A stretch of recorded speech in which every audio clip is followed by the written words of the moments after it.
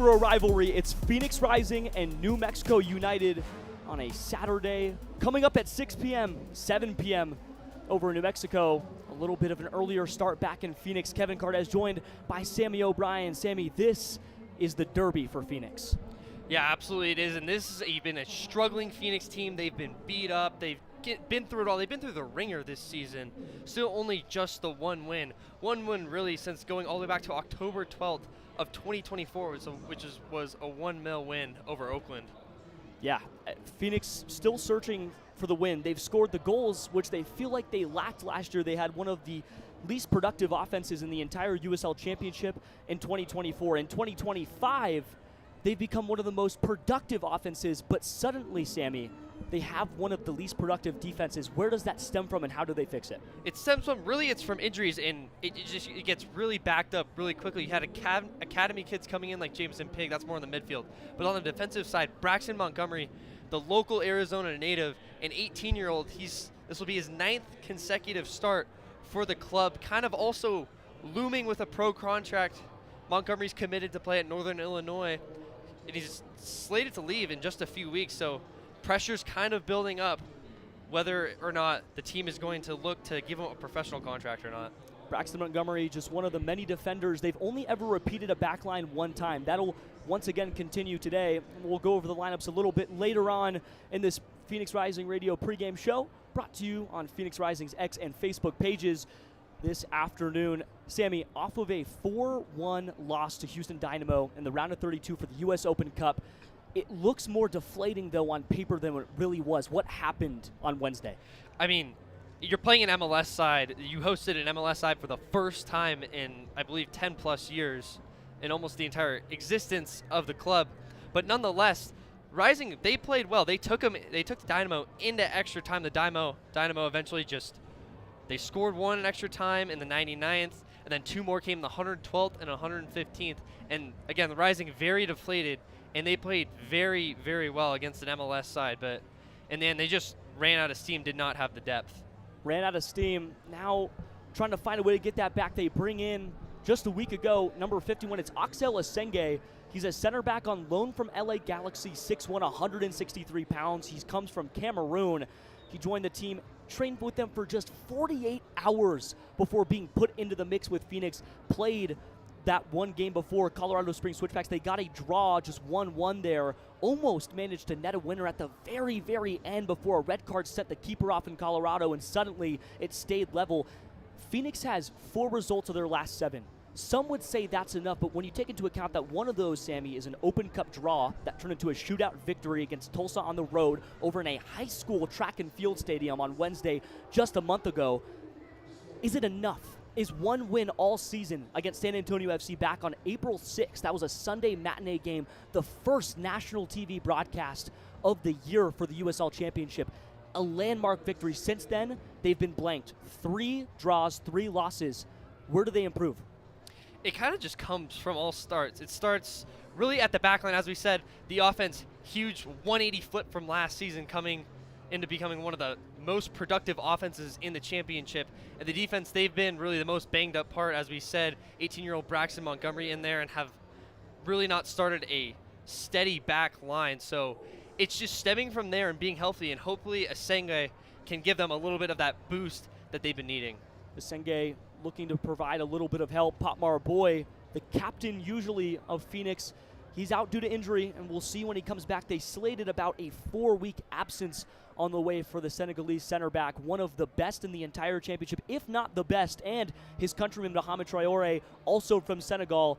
Both center backs still unavailable for selection tonight. We'll get more into that a little bit later. But to look over at New Mexico, completely different story, Sammy. Nearly at the top of the table, 3rd place in the Western Conference for New Mexico. And for the 2nd year in a row, it just feels like they get results every single time. They don't need to score a lot. They don't need to defend super hard. Even though they do, it's a week-on, week-off thing. They always manage to get points. Yeah, they're 4-1 in their last 5. Like, everything is there, and they are going to get to see a Rising team today that they're struggling. They're a little beat up.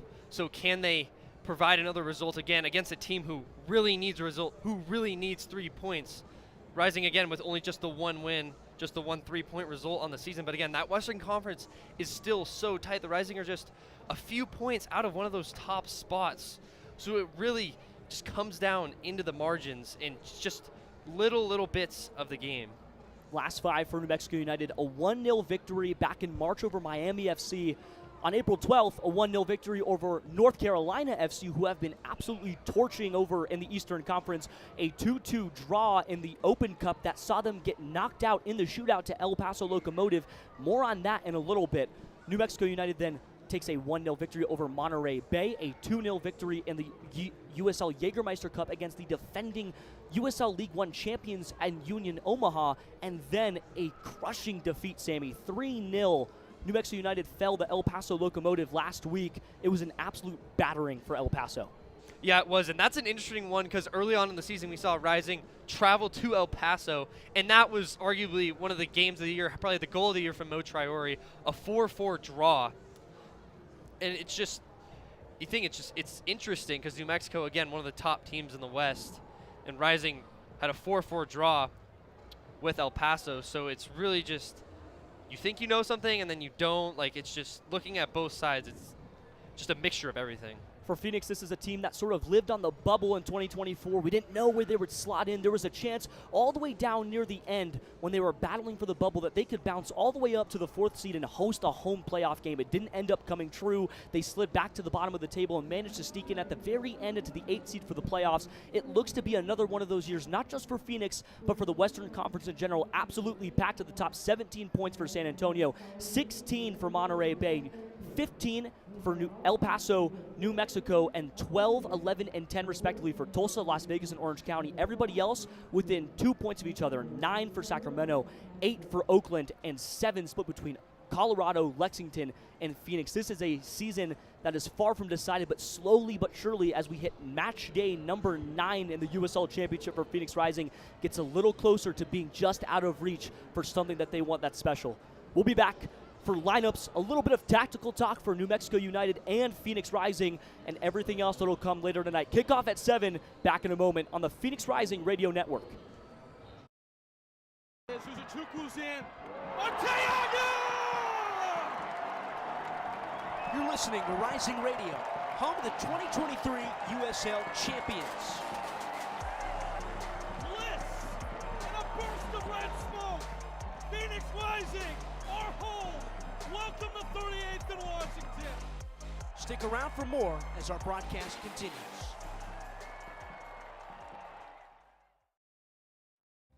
Buying a house can seem almost impossible, especially today. But with the right agent in your corner, it makes the challenge seem effortless. Hi, I'm Connor Cochran with Good Oak Real Estate, your go-to agent in the Valley. Whether you're buying, selling, or investing, I'm here to guide you every step of the way. Because finding the perfect home shouldn't be stressful, it should be exciting. Call 480-688-3200 today. Again, that's 480-688-3200. Let's have the conversation. Hey Phoenix Rising fans, this is Discount Tire, your hometown tire retailer and trusted partner on the road for over 65 years. We know it can be overwhelming when buying tires, but we're here to help. Our online tire buying guide, Treadwell, makes finding the right tires simple. Just plug in your vehicle, location, and driving habits, and Treadwell will give you unbiased, personalized recommendations based on your needs, not based on price. Inviting, easy, and safe. Just how tire buying should be. Shop tires with Treadwell at discounttire.com. Let's get you taken care of.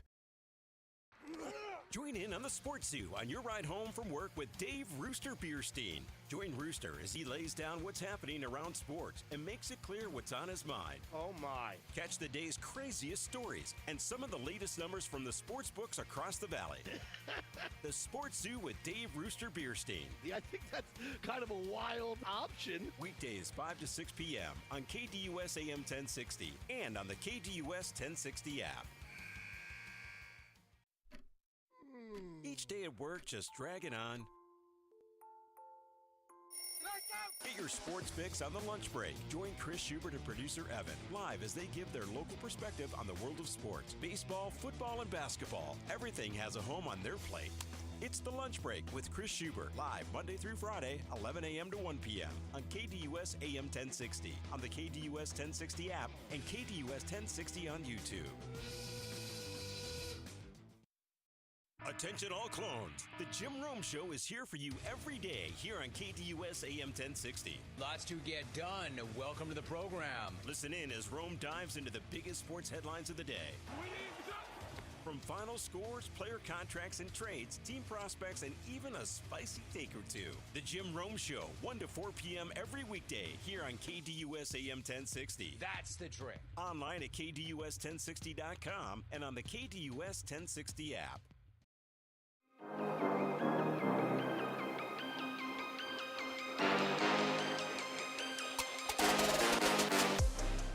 Nah, listen. Because of all the injuries we have, we can't put people that we want also to come off the bench, and that is football. But again, these players that are playing, they're showing the hunger, the drive to fight for this club, and you cannot ask for more because at the end of the day, that's what it's about. These players come in every single day to give it their all, and for us as a staff, we're very proud. The club is very proud, and we know what we can become once also we're fully healthy. And That was Coach Pablo Duca for Phoenix Rising talking about the availability issues that have plagued Phoenix all year long. We'll take a quick look at Phoenix Rising's lineup for tonight against New Mexico United. You can see it pop up on your screen here.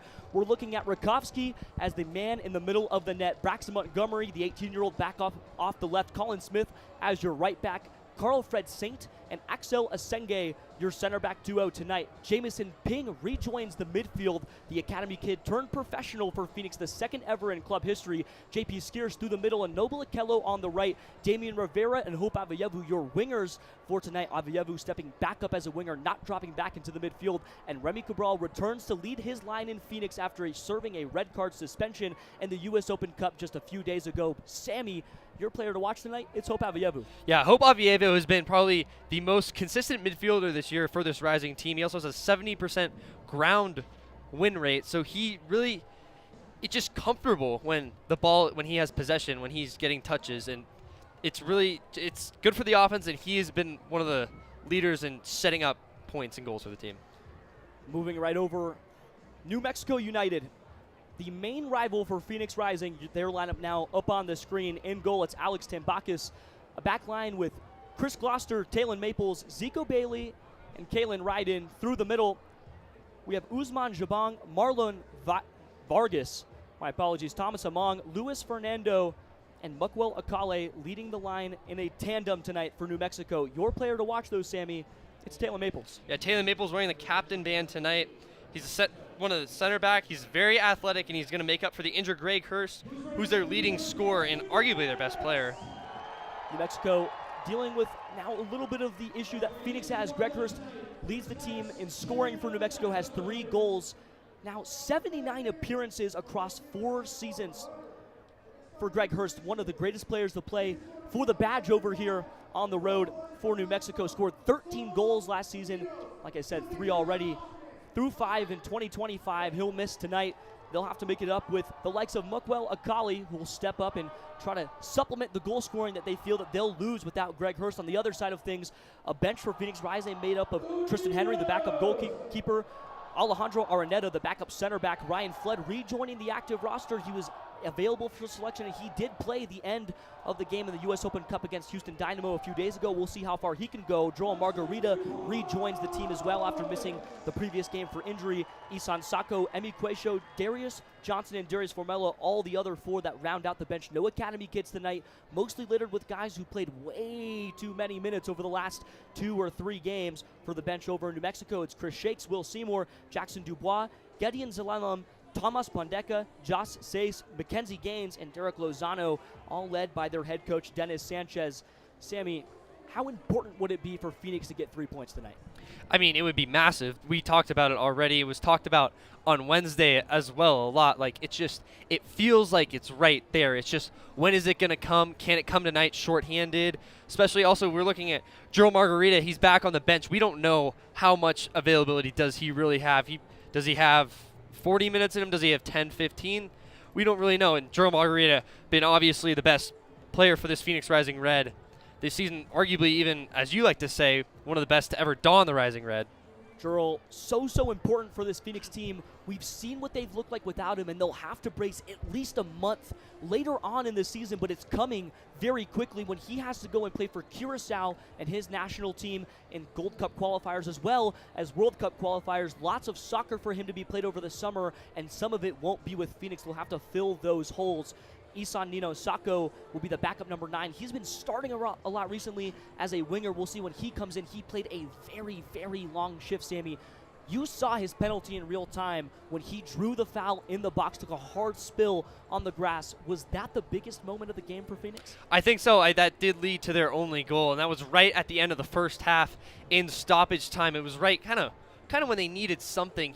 Houston had been all over them that first half. They finally had a chance. It was a crazy play. Ball went up. Sako went for the bicycle. The goalie came over, contact, and it led to a penalty, and Formella was eventually able to put it in.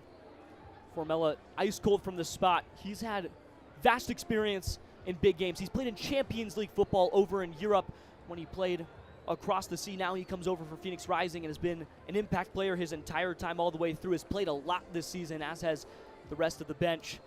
Now, Sammy, both of these teams like to possess the ball. 2 back fours we're going to look at tonight. You're going to watch both of them try to control the lion's share of the football tonight, but only one can, unless we split this one 50-50 down the middle. It was noted in the pregame warm-up that Phoenix lacks a central midfielder on the bench unless they want to drop Hope Avievu down through the middle and play him sort of out of position, although he already is as a winger when he really should be an attacking midfielder, dropping him deeper lying, or maybe even bringing Noble Okello through the middle. They lack that central midfielder off the bench unless they put Emi Quayshow out in that spot as well. If they can't control possession, how can they win tonight? It's going to be capitalizing on your opportunities, something that they kind of struggle game in and game out. It really just varies, but it's getting those opportunities and capitalizing. Especially, you could have seen it in a game this past Wednesday against Houston. Like, you were sitting there and you're kind of like, could they actually do it? They had some chances come. They just weren't able to convert.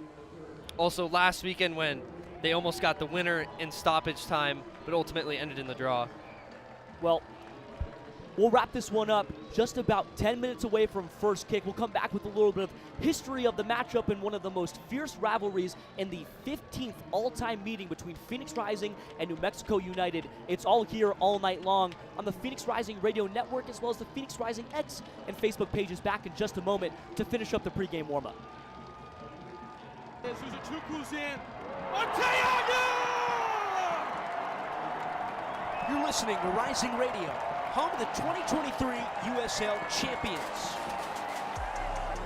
Bliss and a burst of red smoke. Phoenix Rising, our home. Welcome to 38th and Washington. Stick around for more as our broadcast continues.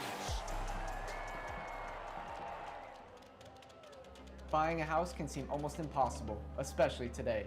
But with the right agent in your corner, it makes the challenge seem effortless. Hi, I'm Connor Cochran with Good Oak Real Estate, your go-to agent in the Valley. Whether you're buying, selling, or investing, I'm here to guide you every step of the way. Because finding the perfect home shouldn't be stressful, it should be exciting. Call 480-688-3200 today. Again, that's 480-688-3200. Let's have the conversation. Hey Phoenix Rising fans, this is Discount Tire, your hometown tire retailer and trusted partner on the road for over 65 years. We know it can be overwhelming when buying tires, but we're here to help. Our online tire buying guide, Treadwell, makes finding the right tires simple. Just plug in your vehicle, location, and driving habits, and Treadwell will give you unbiased, personalized recommendations based on your needs, not based on price. Inviting, easy, and safe. Just how tire buying should be. Shop tires with Treadwell at discounttire.com. Let's get you taken care of.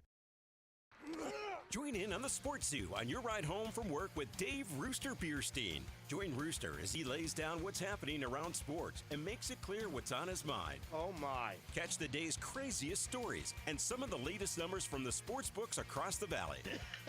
The Sports Zoo with Dave Rooster Bierstein. Yeah, I think that's kind of a wild option. Weekdays 5 to 6 p.m. on KDUS AM 1060 and on the KDUS 1060 app. Each day at work just dragging on.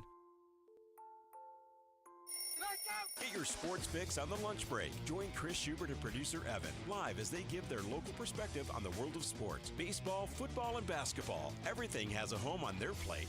It's The Lunch Break with Chris Schubert, live Monday through Friday, 11 a.m. to 1 p.m. on KDUS AM 1060, on the KDUS 1060 app, and KDUS 1060 on YouTube. Attention all clones. The Jim Rome Show is here for you every day here on KDUS AM 1060. Lots to get done. Welcome to the program. Listen in as Rome dives into the biggest sports headlines of the day. From final scores, player contracts and trades, team prospects, and even a spicy take or two. The Jim Rome Show, 1 to 4 p.m. every weekday here on KDUS AM 1060. That's the trick. Online at KDUS1060.com and on the KDUS 1060 app.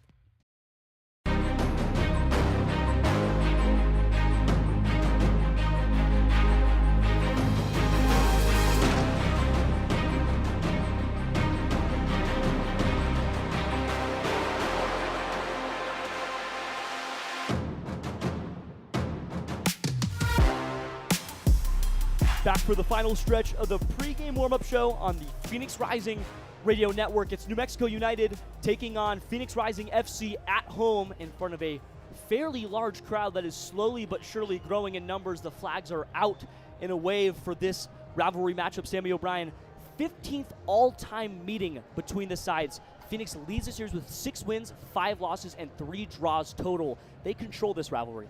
Yes, they do. And there is some deep bad blood between these two sides. It goes all the way from on the pitch to the fans and in the front office as well. New Mexico scored a winner in last of their 11 matches, but also let's go back to last season in the playoffs. Rising fell 2-1 right here in this stadium in Isotopes Park to New Mexico. Rising went ahead early, scoring in the 49th minute, and we'll see more with an equalizer in the 58th, and then Akale won it in the 85th minute with a heartbreaker that still kind of stings today. Felt it all offseason as well.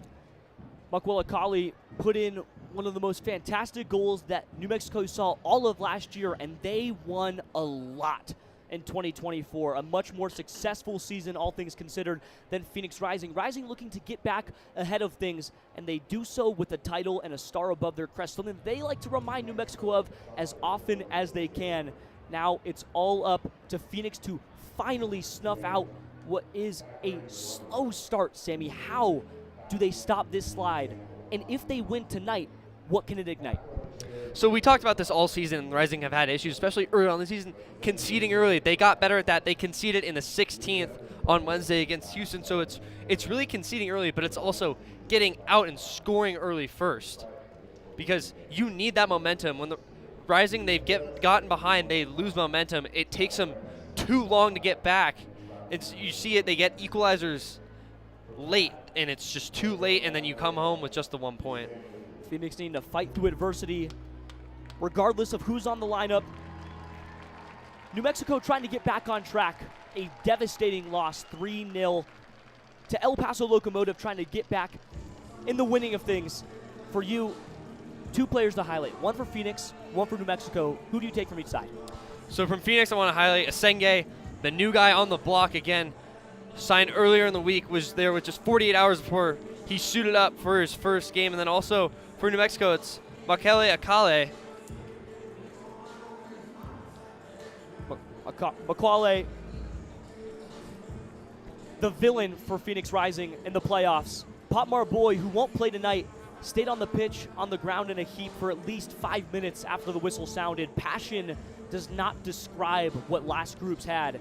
They weren't as successful in terms of winning the games, but by the end, Diego Gomez and crew had a team that was all bought in, and they thought that they had something, and they were so close. They led 1-0 at one point in that game. They thought that they could pull off what people thought was the improbable, not the impossible, against one of the best teams, the leader in the Western Conference for 2024. It's their turn to get that one back.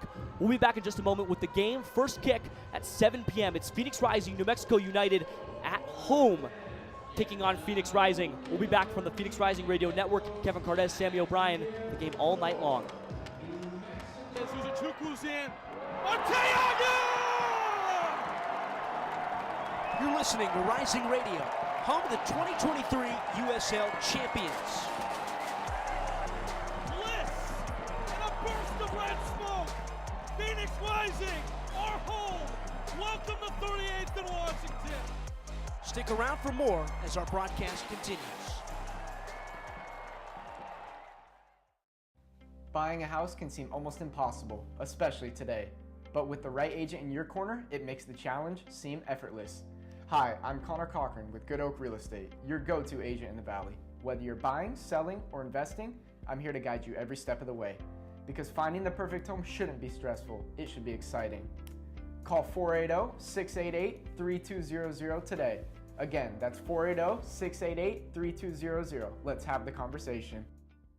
Hey Phoenix Rising fans, this is Discount Tire, your hometown tire retailer and trusted partner on the road for over 65 years. We know it can be overwhelming when buying tires, but we're here to help. Our online tire buying guide, Treadwell, makes finding the right tire simple. Just plug in your vehicle, location, and driving habits, and Treadwell will give you unbiased, personalized recommendations based on your needs, not based on price. Inviting, easy, and safe. Just how tire buying should be. Shop tires with Treadwell at discounttire.com. Let's get you taken care of.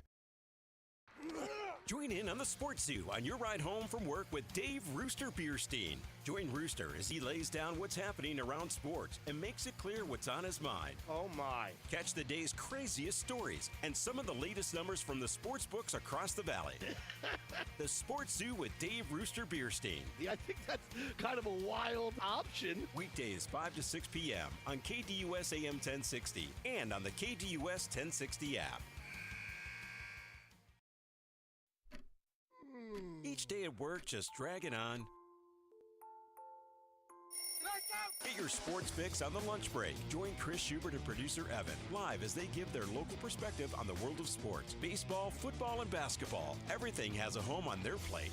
It's the lunch break with Chris Schubert, live Monday through Friday, 11 a.m. to 1 p.m. on KDUS AM 1060, on the KDUS 1060 app, and KDUS 1060 on YouTube.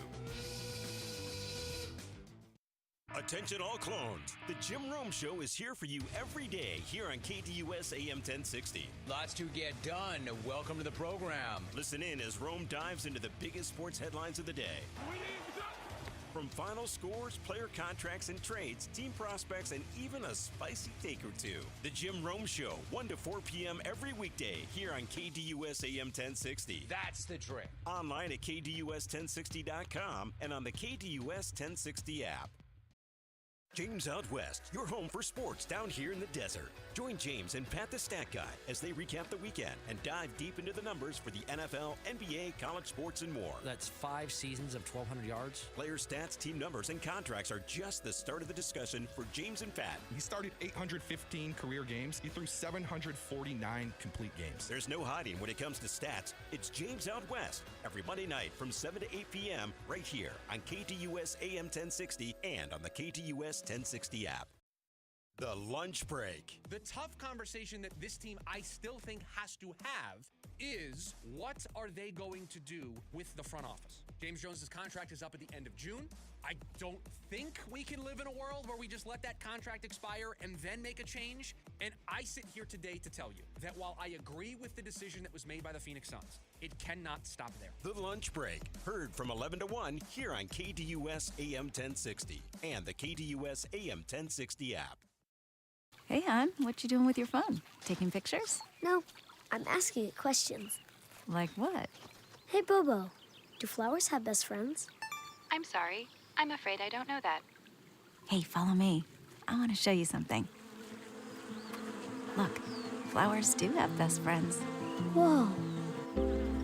Some answers can only be found in nature. Discover the unsearchable. Visit discovertheforest.org to find a trail near you. Brought to you by the United States Forest Service and the Ad Council. You let him try violin because you love him. And if you love him that much, love him enough to make sure he's buckled up and in the back seat. Find out more at nhtsa.gov/the-right-seat. Brought to you by the National Highway Traffic Safety Administration and the Ad Council. Let's get into the action. Phoenix Rising Soccer, live now on the Phoenix Rising Radio Network.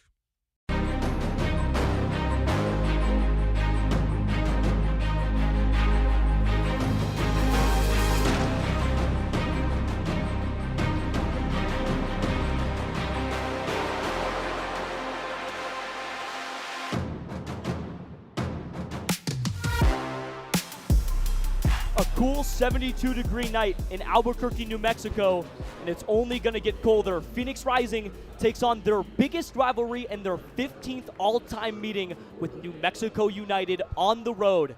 New Mexico trying to get back on the winning way of things. Phoenix trying to snap a slide and begin a season that they feel is one that they can turn into a championship contender. I'm Kevin Cardez, joined with Sammy O'Brien for this presentation of Phoenix Rising football on Phoenix Rising Radio Network's X and Facebook pages. Sammy, big game and a big 3 points on the line. Yeah, Rising, as you said, coming into this one off that 4-1 loss in the Open Cup just this past Wednesday. 3 games in 7 days for Rising. They are tired and they are injured, but nonetheless, they are ready. Pa Moduka and his squad are up for the challenge, really looking for 3 points right now, hanging around the bottom of the table in the Western Conference. Trying to get out of the doldrums of the Western Conference is Phoenix. Trying to stay atop of the Western Conference for the second year in a row is New Mexico United. Lots of winning over the last 16 or so months for New Mexico. Not as much for Phoenix, but still one of the fiercest, if not the most aggressive rivalry in all of the USL Championship. New Mexico 5-2-0 this season, trying to keep adding to a laundry list of success. Phoenix just 1 win through their first 8 matches. It's match day number 9 for Phoenix as everybody gets on the field and takes their pregame picture.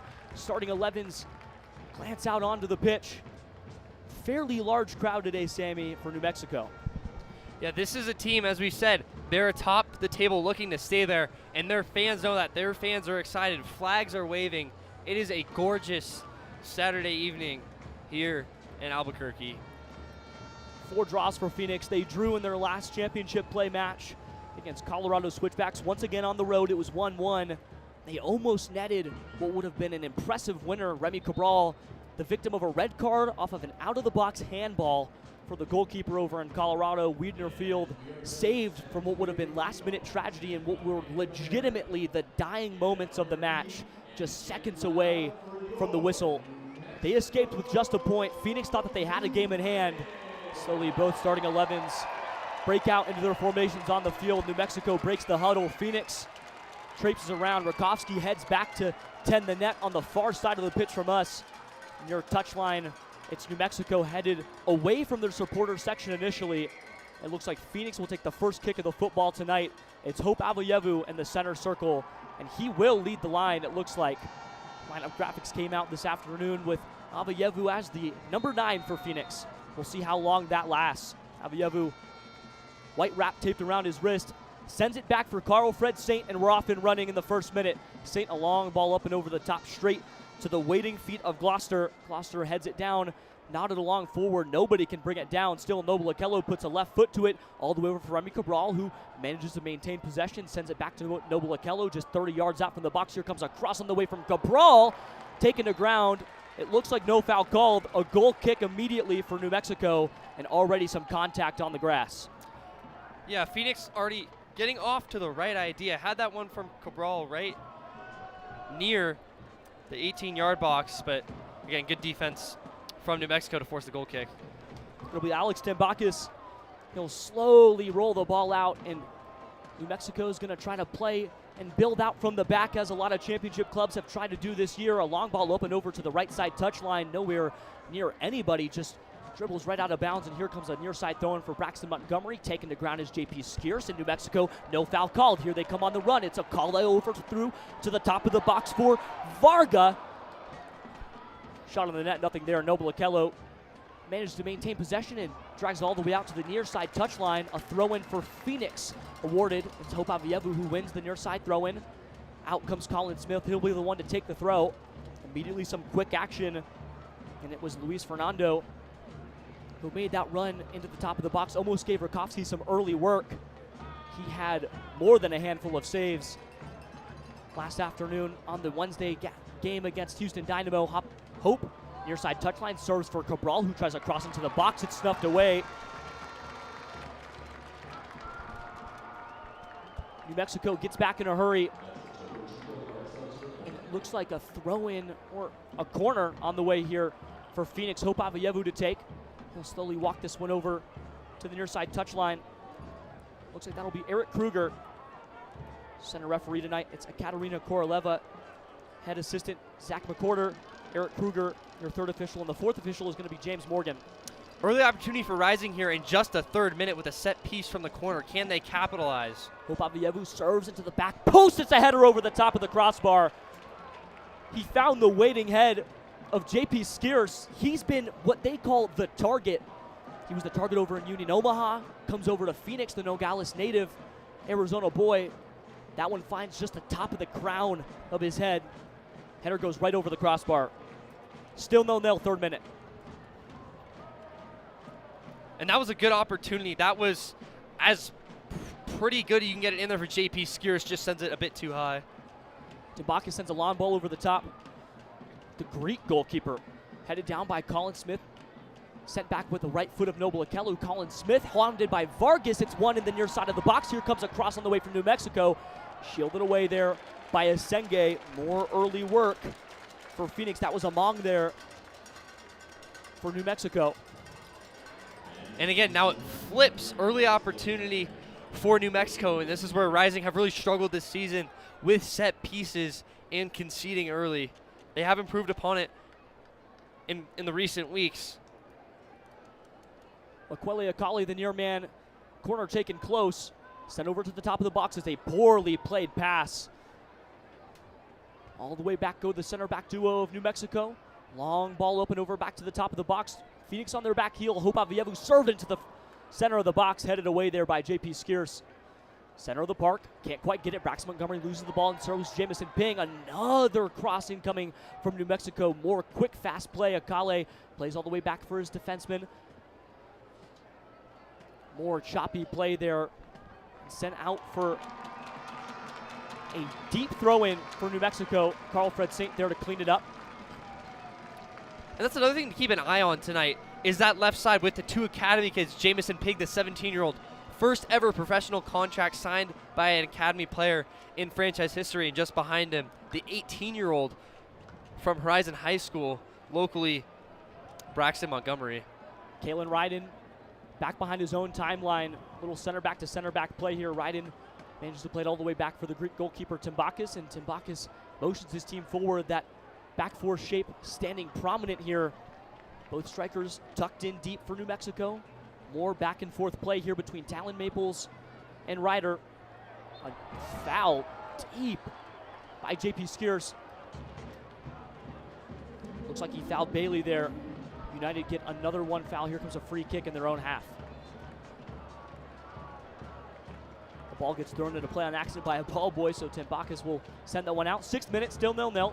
Phoenix Rising, New Mexico United. Maples skirts by the legs of Damian Rivera. It's jarred free by Noble Akelu, but only as far as Akale. Akale serves into the center of the box. It's missed the head. All the way through as Vargas couldn't quite get his forehead to it. Played all the way back. New Mexico still in control. Talon Maples finds Ryder. Kalen Ryder looking to that left side. He finds Gloucester. Gloucester to the center of the pitch. J.P. Skierce on the ball. Gloucester serves all the way back again for Ryder. Will they find Maples? Remy Cabral on the chase. Sends back for Timbakis. New Mexico still in control. Almost all of the ball through the first 6 minutes. Maples out for Lindsay. Lindsay, a long ball up and over the top. Can they get there? Rakowski dives on it. Marlon Vargas thought he had it. The 24-year-old United States national. The striker thought he got it. Rakowski at the ready, dives on it. 7th minute, still 0-0. Yeah, Rakowski was ready for that one, and that was a sequence there where New Mexico had a couple chances. It kind of felt like Rising got caught on the back end of that, lagging a little bit behind the play, especially on that first cross that just sailed over their heads. Braxton Montgomery dispossessed there, loses the ball to Akale. Akale sends it right to the center of the pitch. A New Mexico player is also down holding his knee, trying to find out who that is and see if the referee will stop play for it. They'll play on. Maples to Ryder. Ryder all the way back on his timeline. Everybody pointing at the down player, asking for a stoppage in play. Finally, the center referee, Koroleva, gives it. We'll see if the physio comes out here, still on the ground, still unsure of who it is. It's Vargas, Marlon Vargas, who just made the run and almost got a boot to a dangerous ball. Still down on the pitch.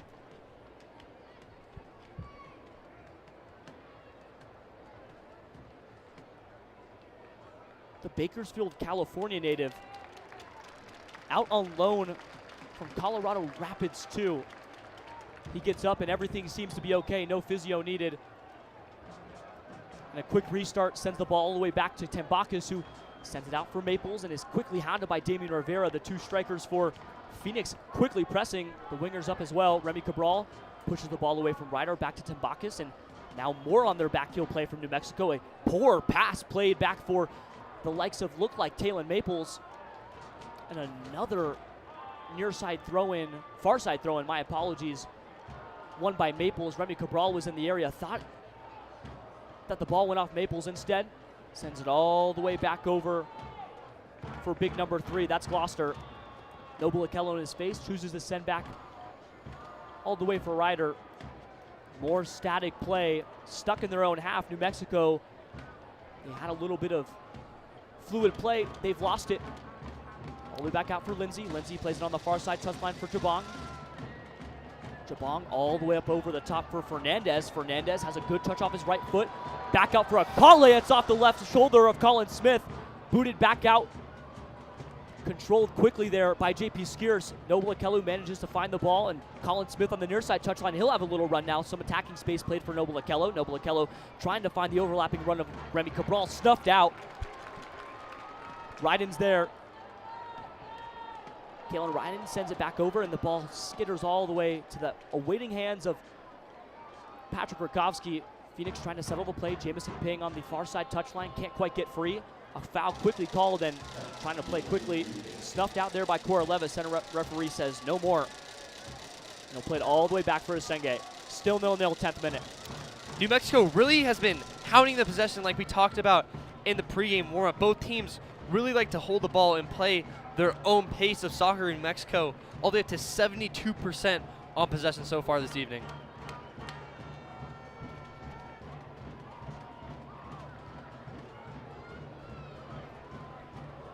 More dangerous play in the center of the park. A restart from Tambakis turns into a long ball over the top for Akale. Akale chased there by Braxton Montgomery. Manages to break Braxton. Ball to the center of the box. This one's dangerous. No shot there. Booted away by Noble Okello. Still in the area. A far back post header up in the air and down by Patrick Rakowski.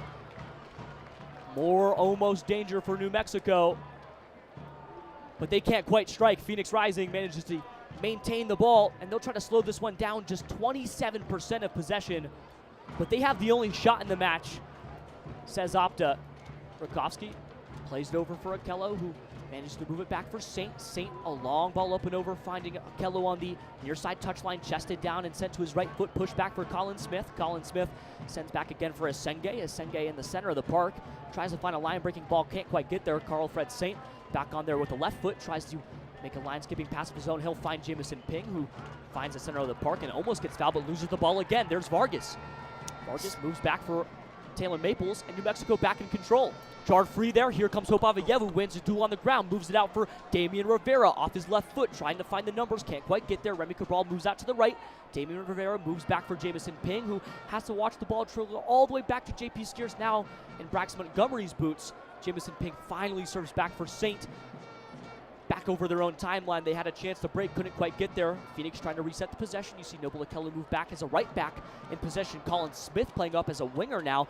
Poor touch from off the left foot of Noble Okello. Turns into a throw-in on the near side for New Mexico. Disjointed again from Phoenix. Yeah, it's been really disjointed in the midfield, as you just said. A lot of sloppy turnovers right around that center circle. Ping's been having kind of a tough time too, got tripped up a couple times as well. It'll be Fernando to take the throw in. All the way back for Ryden. Ryden serves for Maples, and the captain just rolls the ball with the right sole of his foot and finds the awaiting feet of Bailey. Bailey, with Hope Avayevu on his heels, puts it back for Alex Tambakis, and Tambakis is content to sit there. White gloves in a blue goalkeeper kit tonight. New Mexico United moving from right to left. Colin Smith with a diving header over the back of his defender. Noble Okello across into the box. A header by Hope Avayevu. It's parried away by Alex Tambakis. Tembakis at the ready, but Phoenix still has the ball. Here comes Rivera dribbling into the box. Avayevu has a chance for a low-quality shot into the goal! Noble Akello puts it in, but it might have just been Rivera. Rivera manages to push it past the outstretched left hand of Alex Tembakis, and it's 1-0 Phoenix. 13th minute, and they found the lead. This is what we talked about, striking early. They've conceded early all season. Rising have finally found one early. That was a funky play. They had that great shot, a great save by Tembakis, and then Hope kind of came around. That was almost a parallel shot that he was able to kind of squeeze on in there, and Rising have a 1-0 lead. Rising find the driver's seat. It's just a question of if they can keep control of it. Across into the box there, Phoenix found a loose ball on the left side of the far post. That got to the boots of Damian Rivera, who couldn't quite convert, and then Avayevu turned a very low-quality shot into a high-quality one and a goal. Nearly a negative angle, and Tembakis couldn't get enough of a palm on it to stop it. Now New Mexico will have to find a goal to at least get a result, and they'll start the run of play. Played back and over to the left in the near side touchline for Fernando, who plays back for Gloucester. Gloucester all the way back for Maples. The captain plays it out wide right for Jabong, and Jabong finds a run but can't quite get there. The ball trickles out of bounds. Phoenix will win another throw in here, deep in their own territory. Pamodoka up and off his bench now, fired up. Phoenix with the lead. 14th minute, 1-0 Phoenix on the road. 15th all-time matchup between New Mexico United and Phoenix Rising FC.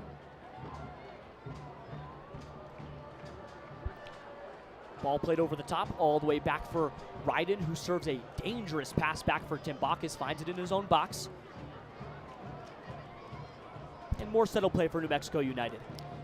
Now for the Rising, it's staying calm, not getting too ahead of yourselves, being able to maintain this lead, and also the possession battle, they're still losing at a 60-40 clip. Trying to keep possession. Fernando jars the ball free. He'll try to get there before Asenge can, but Asenge manages to move a ball back for Rakovsky, who very calm and cleanly picks up the ball, but a foul ruled in the center of the park.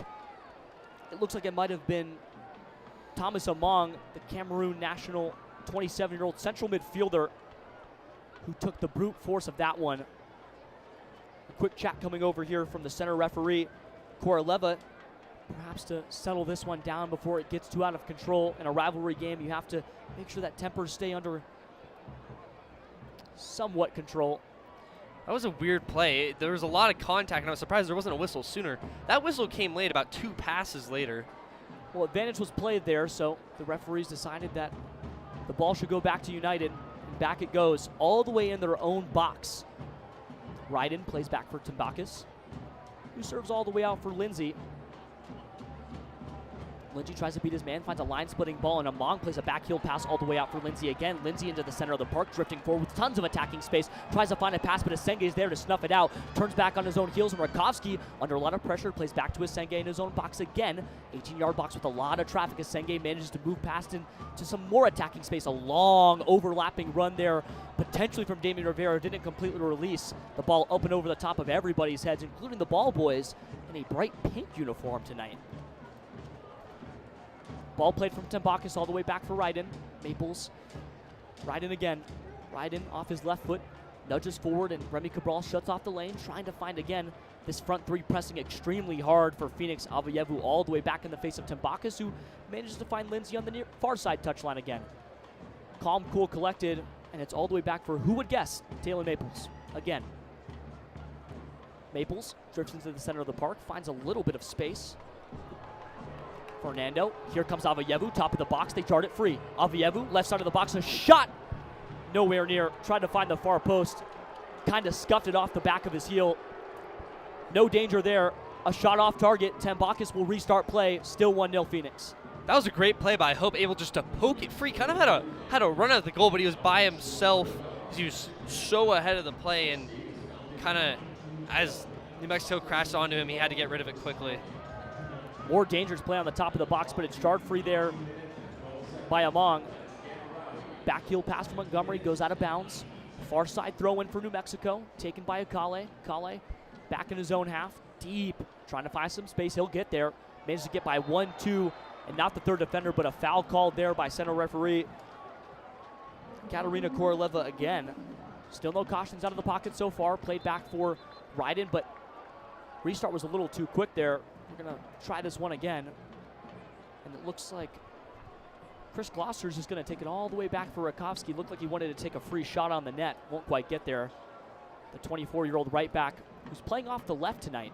A little out of position look here for New Mexico, dealing with their own host of injury issues. Greg Hurst, the notable missing man from the field tonight, leads New Mexico with 3 goals on the season through 5 appearances. One of the best to ever wear the yellow and black, 79 total appearances. Looking for his 80th soon. Ball jarred free center of the park. Hope Avievu is the beneficiary of a Damian Rivera win tackle. Remy Cabral plays back for his center back duo of Asenge and Saint. Saint off the left, Asenge on the right. Saint dances off his left foot, pushes the ball back out for Montgomery. A heavy touch off the right foot. He's pushed off by Akale, and it's instead ruled a foul. Akale getting a little too aggressive over there with the academy kid turned not quite professional yet, still on the academy contract, but man, he's made a lot of impact so far coming out of the academy, playing so many different positions. Saint under some pressure, plays back for Rakowski. Rakowski with his left foot plays out for Asenge. Still deep in his own half, searching into the central third of the pitch, plays for Colin Smith. A right-footed pass played off the left heel of Chris Gloucester again. Gloucester watches that one go out of bounds for a near side throw-in. Phoenix will take this one with Colin Smith, the right back who has played what feels like every single minute for Phoenix so far. He's only missed about 1/2 of football.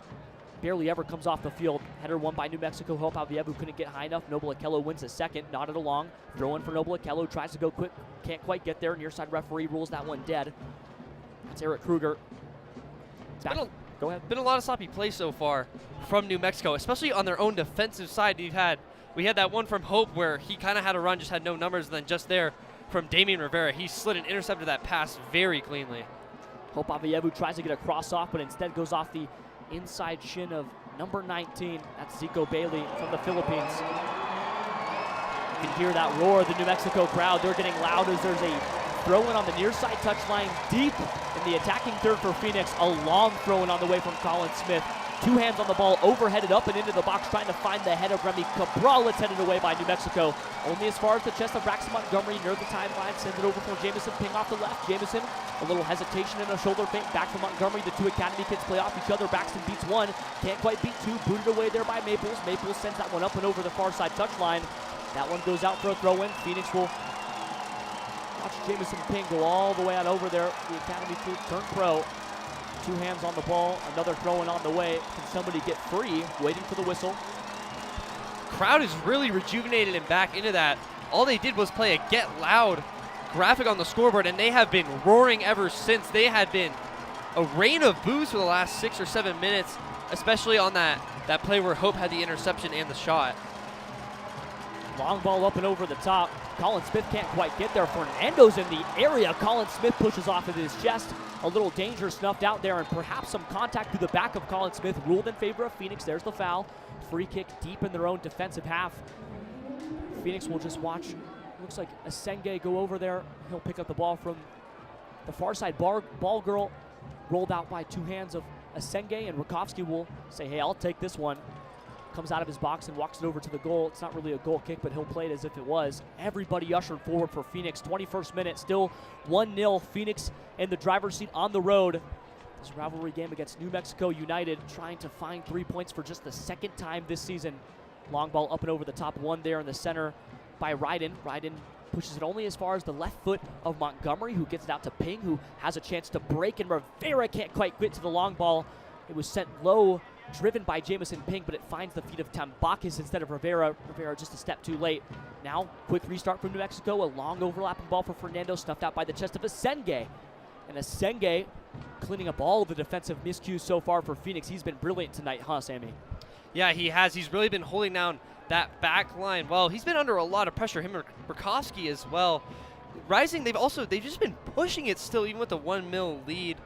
Still possession in pretty heavy favor of New Mexico, and New Mexico feels like the Rising maybe are trying to slow it down, but they've just been so sloppy they keep giving them Rising chances. Gloucester plays back for Timbakis, who manages to find a long run of Akale. Akale deep in Phoenix territory, trying to find a cross. Can he quite get there?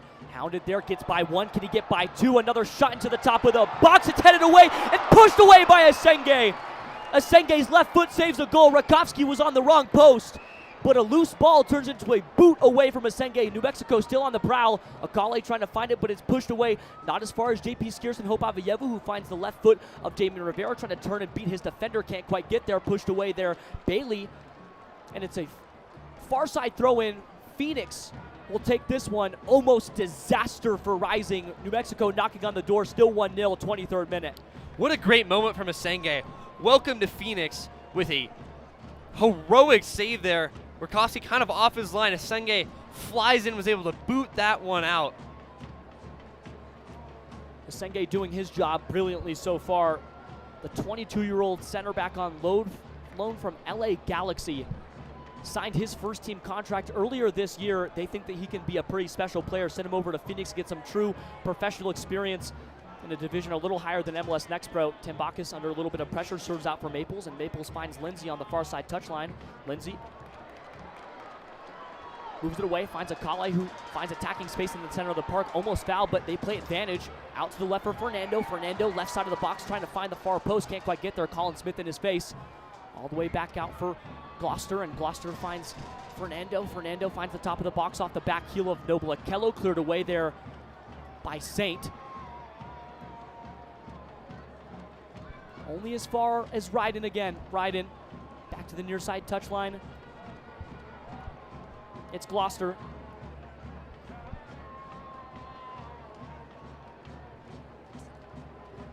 Yeah, and now it's just calming everything down for Rising as flag goes up for New Mexico. It's just calming everything down after that, again, near disaster class, which could have easily equalized this game. But it's really now slowing things down, and I think Rakowski knows that, especially on this free kick here coming off the offsides. Rakowski will walk this one outside of his goal. Left foot on the top of the ball, just inviting New Mexico to come and force him to push it out. He will. Back up for Asenge. Asenge pushes out for Noble Akello, who tries to find anyone, but center of the park is claimed there by Gloucester and crew. Gloucester, a little one-touch football back and forth with Vargas, and Vargas pushes it all the way, switches the run of play to the far side touchline. Knotted down there by Lindsay. Lindsay, a far run deep into the box. Lindsay trying to find a cross up and over to the back post. No one's there.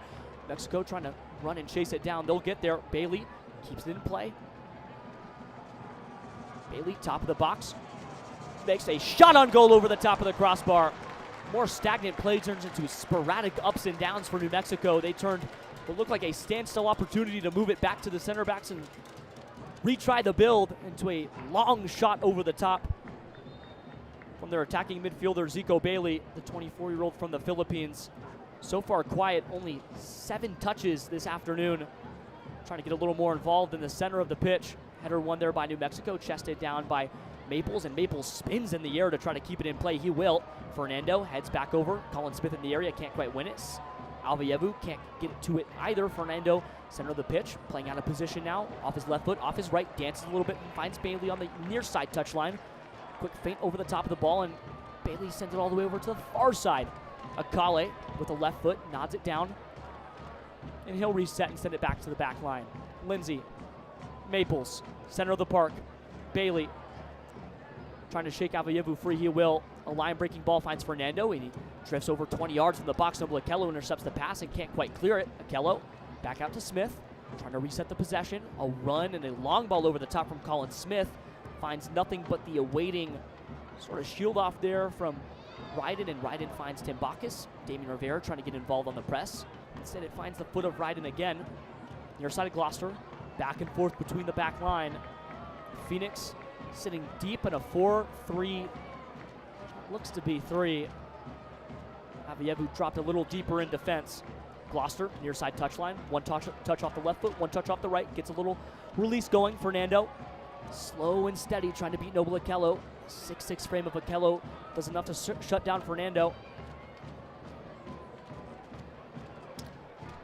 New Mexico, these last few minutes, they had the long balls really not working out in their favor, and when they did, Rising were able to shut them down for the most part, so now they've kind of tried to slow it down more. They did get that one shot as well. Gloucester chests the ball down and tries to cross it, but it's cleared away by Colin Smith. Throw in near side touchline deep in the attacking third for United. 28th minute, still 1-0. Phoenix leading New Mexico on the road. 15th all-time matchup. They lead it with 6 wins, 5 losses, and just 3 draws. Fernando takes the throw in. Back out to Bailey, top of the box. Moves over for Among, who finds the awaiting feet of Jabong. Jabong, top of the box, headed away by Asenge, out and over the goal line. A corner on the way here for New Mexico. 28th minute. So for the second corner of the night for New Mexico, on that first one they played it short. It does not look like that is the case this time. So Rising really need to be on their stuff, and it has been all business from that back line tonight. Free kick on the way. Fernando sends it in, trying to find the back post. It looks like a foul called in the center of the box. Rakowski will take the goal kick. Phoenix can wipe their brow, take a deep breath. Still 1-0, Phoenix in the driver's seat. Rakowski donned in all green tonight. That's his goalkeeper kit. We have a green on blue and a red on black jersey matchup. Phoenix moving from left to right for the first 45, and for the second 45, a poor pass played there by Rakowski, trying to find the awaiting feet of Asenge, and instead finds the goal line and gives up a free corner kick for United. And now they get a mulligan for free. Just a mental error from Rakowski. He was under a bit of pressure, but not enough where that pass should be out of play, giving New Mexico a free corner. Marlon Vargas, the Bakersfield native out of California, will take this one. Near side corner, taken low, driven, headed over, up, and nowhere near the crossbar. Try to put that one through. New Mexico got ahead to it. Nothing more than that. A player down in the box for Phoenix. It might be Colin Smith. Center referee will pause play for just a moment to sort out what happened, make sure that it wasn't a head injury. You see when everybody goes up, tries to make contact. White tape adorning 3 fingers for Colin Smith, helped up by JP Skierson crew. Yeah, that corner went off the head of Taylon Maples. He was kind of free. That was just it was a hard angle for him, and he sent it high. But as we talked about in the pregame warm-up, it's going to be the makeup for the injured Greg Hurst, and almost had one there.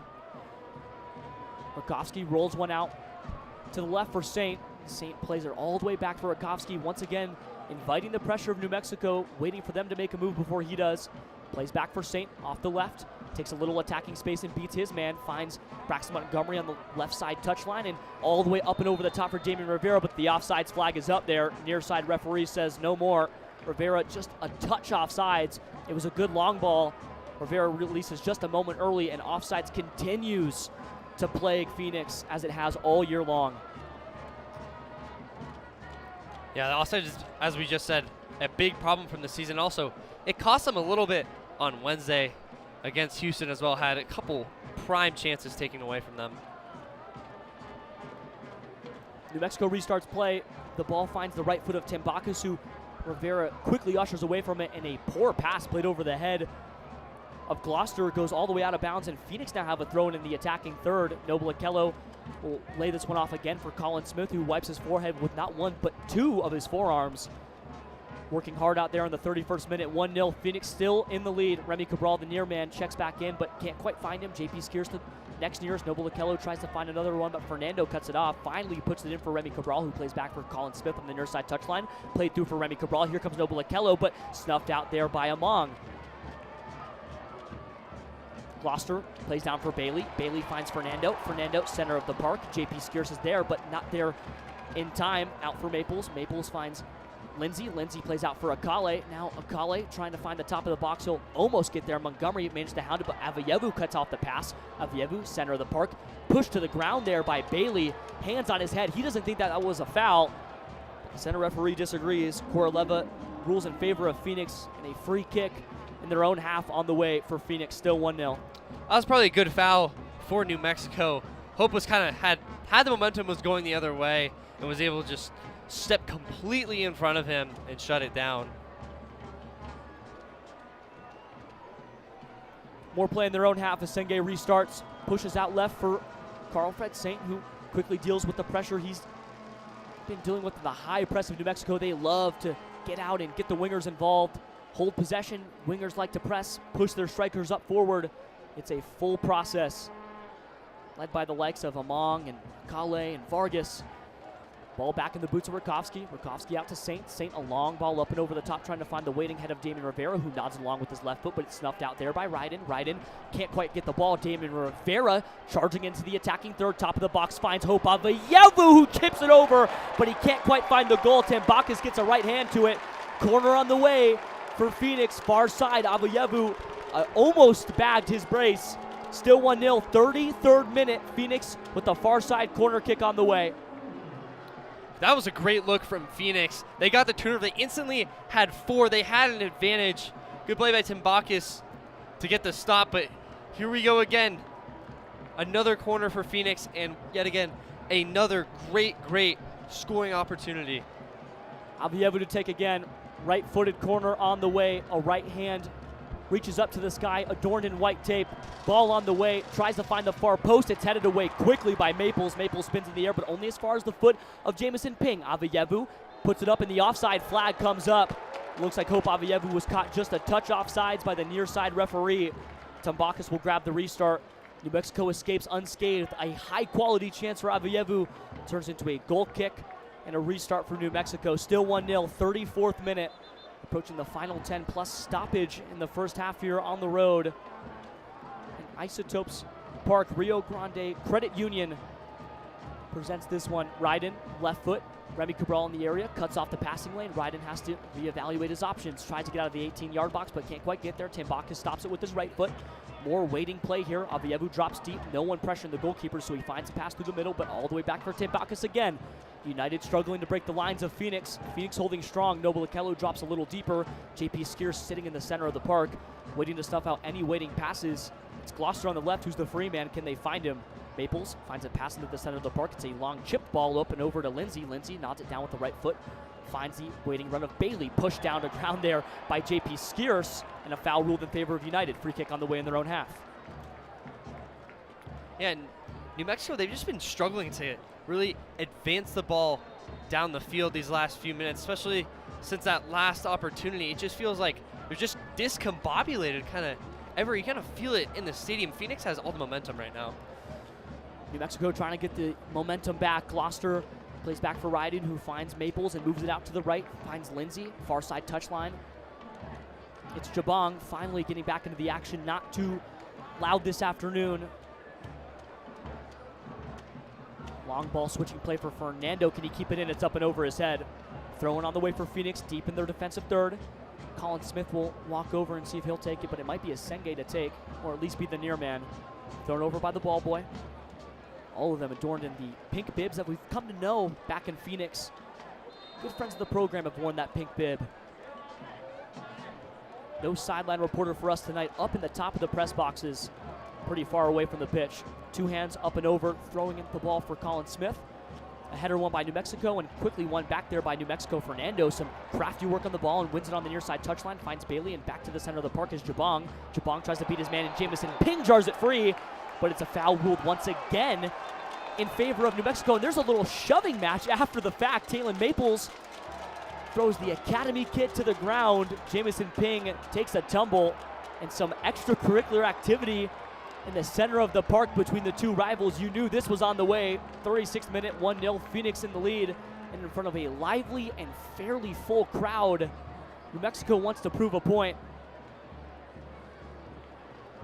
They're still jawing at each other out there, but Maples was in the middle of that. He kind of almost seems like he shoved Ping in the back, and then a couple players got in his face. Noble Okello was in there defending his teammate, and then Maples still, like, even at the end of that, I feel like I saw another shove. Looks like Jamison Ping will pick up a caution for this one. The hard foul originally, he'll go over and make up very quickly with the captain of New Mexico. That's Maples. Maples so quality as a center back, one of the better in the entire championship. Phoenix trying to find their answer at center back. Carl-Fred Saint started this season as a deeper lying central midfielder. He wanted to be a metronomic passer, that's what they like to call him. Now he plays as a center back next to Esenge, who wasn't even with the squad before last week. Played deep into the final third, crossed into the box by New Mexico, headed away by Noble Okello, only as far as the feet of Braxton Montgomery, who shovels a ball forward, but headed down and back by Ryden. Tim Bacchus will come over and save the ball with his right foot, pushes it back in play. The Greek goalkeeper moves it back to the top of the box. More settled play by New Mexico. Calm, cool, and collected. They find Lindsay on the far side touchline, who finds Jabong, and back to Bailey in the center of the park, hounded by Hope Avayevu, who's jarred a few free tonight already. Can't quite get there. Maples, a right foot. Soul on top of the ball, slowly moves it into the center of the park and does so with absolute ease. Gloucester breaking that half line over to Fernando. Fernando has just Colin Smith to beat. Can he get the cross off? Colin Smith shields him, almost gets it by. Noble Okello clears the ball, headed away by Remy Cabral. A throw in near the midline for New Mexico. They'll move it all the way back again for Ryden. Those center backs getting oh so much work tonight. These beautiful mountains in the back. What a backdrop here in New Mexico. One of the cooler baseball stadiums turned soccer pitches when there's not a minor league team playing here. Lindsay pushes the ball down with his right foot, finds the outstretched run of Akale. Akale dancing to the top of the box. Can he find Fernando? No, he can't. Avayevu jars the ball free, manages to skip it past not one but two. Here comes a ball up over the top, but it's only as far as Tambakis comes right out of his box and stuffs it. Doesn't even need to pick it up. He'll play it with his feet. 39th minute, still 1-0. Phoenix in lead. Yeah, kind of a miscommunication. It seemed Cabral and Rivera were both over on that far side and kind of just looked at each other when that ball came sailing over their heads. Fernando finds Gloucester, who once again moves it back for the feet of Kalen Ryden, the 34-year-old center back. Oh, so much time in the championship. A quick play down by Jabong, and it's snuffed out there once again by Saint. Much cleaner defensively this afternoon as Phoenix on the back line, throwing deep in the attacking third for United on the far side touchline. About level with the box, throwing deep into the center of it. Can they quite get the cross off? It's pushing to the center of the box. There's some traffic, lots of contact in the center, but nothing called there. Chested down at the center by Remy Cabral, and Hope Avayevu gets free and pushed to the ground. A foul ruled in favor of Phoenix and a free kick in their own half. Lots of bang-bang action, but no true foot to the ball for United. No shot on the net. Still trying to find their quality chance. Avayevu will take to the ground for a moment, holding that left hip, hoping that that's all right. Remy Cabral is going to tend to him while the center referee pauses play for just a moment. 40th minute, Phoenix still in the lead. Avievu's been all over the place tonight. He has the goal, obviously, but he's been doing it all. He's been going on runs. He's been setting up teammates. He's also just been in the thick of it physically as well. Not afraid to put his body on the line for his squad. The 22-year-old from the Ghana. They made a little mini documentary about him before the season began, about his life in Ghana and how he manufactured hope from the fields of his home country. Now he plays professional soccer stateside, looking to take it as far as he can. Was a key player in MLS Next Pro and comes over with Pa Modoka and crew to Phoenix Rising. He has been one of their best in 2025. Looking to continue what has been a special season for the midfielder. He's been oh so effective. United back on the ball, near side touchline. It's Gloucester, played back for Ryden. More center back to center back play, this time finding Lindsay. A little quieter the right side, not as active as the left. They can't quite access Akale. He's been frustrated, throwing his hands in the air more often than not. 41st minute, final 5 of the first half. Phoenix Rising still in the lead. This rivalry match on the road in New Mexico. A lively, raucous crowd for the home side, hoping to find a goal. Searching ball, breaks the line and finds Gloucester, who just has to move it back again for Tim Bacchus. Noble Okello's been a destroyer tonight, constantly in the thick of the passing lanes. Chipped ball up and over the top, trying to find the run of Jabong. Can Rakowski get there? He can, but he's outside of his box, so he shield it. Throw in one. Phoenix will get this one. Rakowski with some dangerous play there, but Phoenix survives. 42nd minute. Kind of a funky play. Rakowski came way offline, not really sure if he needed to, but was able to recover quickly and shield his body, or shield the opponent, until that ball went out of play. Quick restart. Headed along by Noble Okello, won by Remy Cabral. Cabral can't quite get past Ryden and Avayevu on the chase. Tembakis just has to send it long. Can he find the head of Fernando? Instead, he finds the head of Colin Smith. Near side touchline, center of the park. Remy Cabral can't get ahead to it, but he can break it free. Top of the box, can he find Avayevu? Avayevu spins and the offside flag goes up again. Avayevu called offsides by what was likely just the skin of his right hand. He's been oh so close so many times. Near side official again rules him offside. Third offside flag tonight for Phoenix. Another restart for United. 43rd minute. Just a killer. Hope Avayevu probably been the best player on the pitch for Phoenix tonight. Just denied of another chance. And as we said, he's been all over the place, especially this week. Almost 200 minutes played coming into tonight.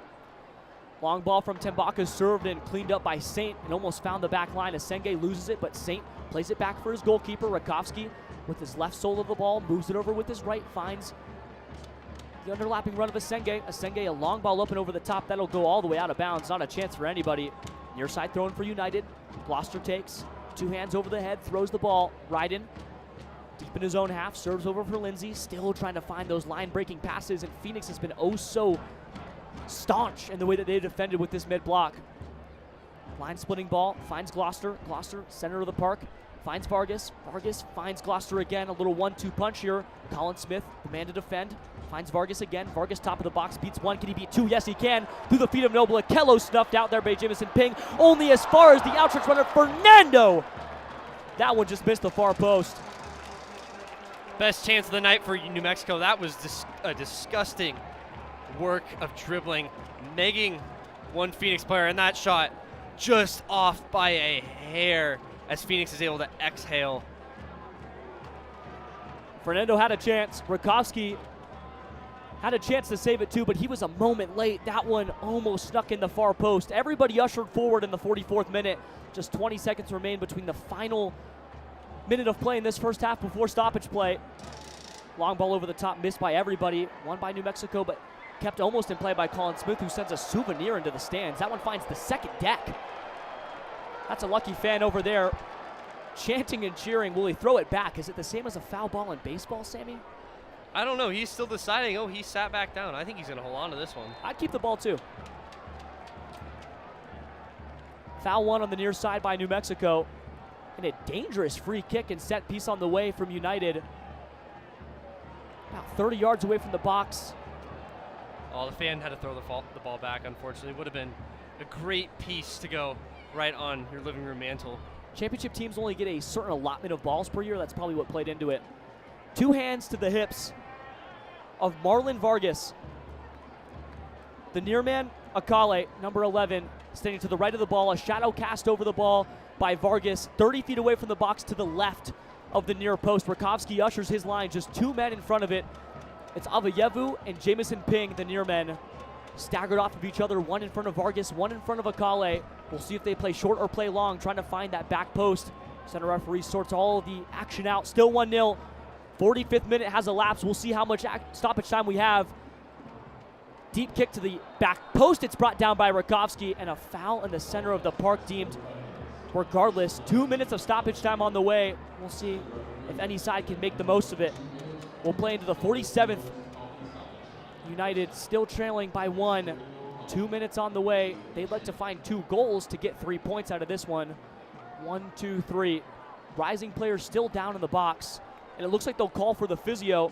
Out comes Greg Spence, and he'll make the long trot until he's actually helped up. Waved off. Looks like Remy Cabral's A-OK. Might have gotten bumped in the head there.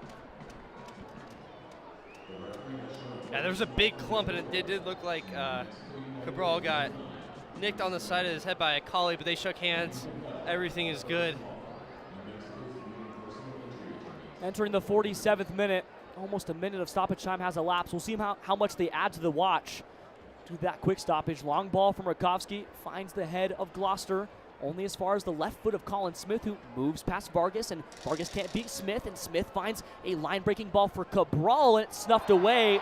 A foul in the back by Colin Smith immediately helps up Gloucester. He knew that was a hard foul on the goal line for New Mexico United.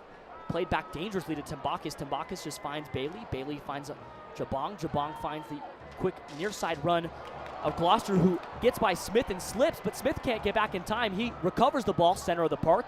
Here comes Vargas. Vargas out for Akale. Akale, right side of the box, finds the top of it. Vargas, a quick chip, and it finds no one. Goal kick, Phoenix. And they might have escaped the last bit of action. 15 seconds remaining between now and the end of the 2 minutes. We'll likely play a little bit into the 48th. Do that quick stoppage. Maybe one more kick of the ball coming from Ramkowski. We'll see what the center referee decides to do here. Katerina Koroleva. Watch on her wrist. Ramkowski sets the ball to the right of the near post. 8 steps back. Everybody ushered forward. One last kick and maybe one last action for Phoenix. Long ball on the way, up and over the timeline. Finds the head of Gloucester and Akello. Akello wins it, and Cabral nods it down. Can he get the cross off? Snuffed out there beautifully by the 34-year-old, right in at the ready. Throw in deep in the attacking third for Phoenix. They're going to let this one play on, but a quick point and 2 whistles.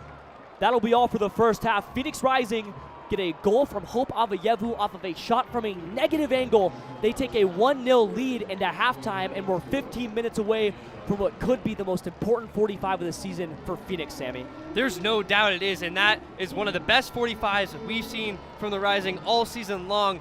They capitalized early instead of conceding early, which has been a great sign. New Mexico kind of just disjointed, especially in the first 25 minutes or so of that first half. A lot of sloppy, a lot of turnovers, and eventually it did lead to them conceding in a Rising lead. Some quick stats before we hit halftime. We talked about who would control the ball. The answer, New Mexico United, and it's not even close. Almost 70% of possession. Phoenix Rising sit at 31%, but they have 3 shots on target and a big chance. That's the separator in this afternoon game. 7 p.m. start time. Sun setting in the background here in New Mexico. It'll get a little chillier as we get closer to the end of this one. Halftime show coming up after this. 1-0 Phoenix in the lead. Back with a 15-minute halftime on the Phoenix Rising Radio Network, X, and Facebook pages.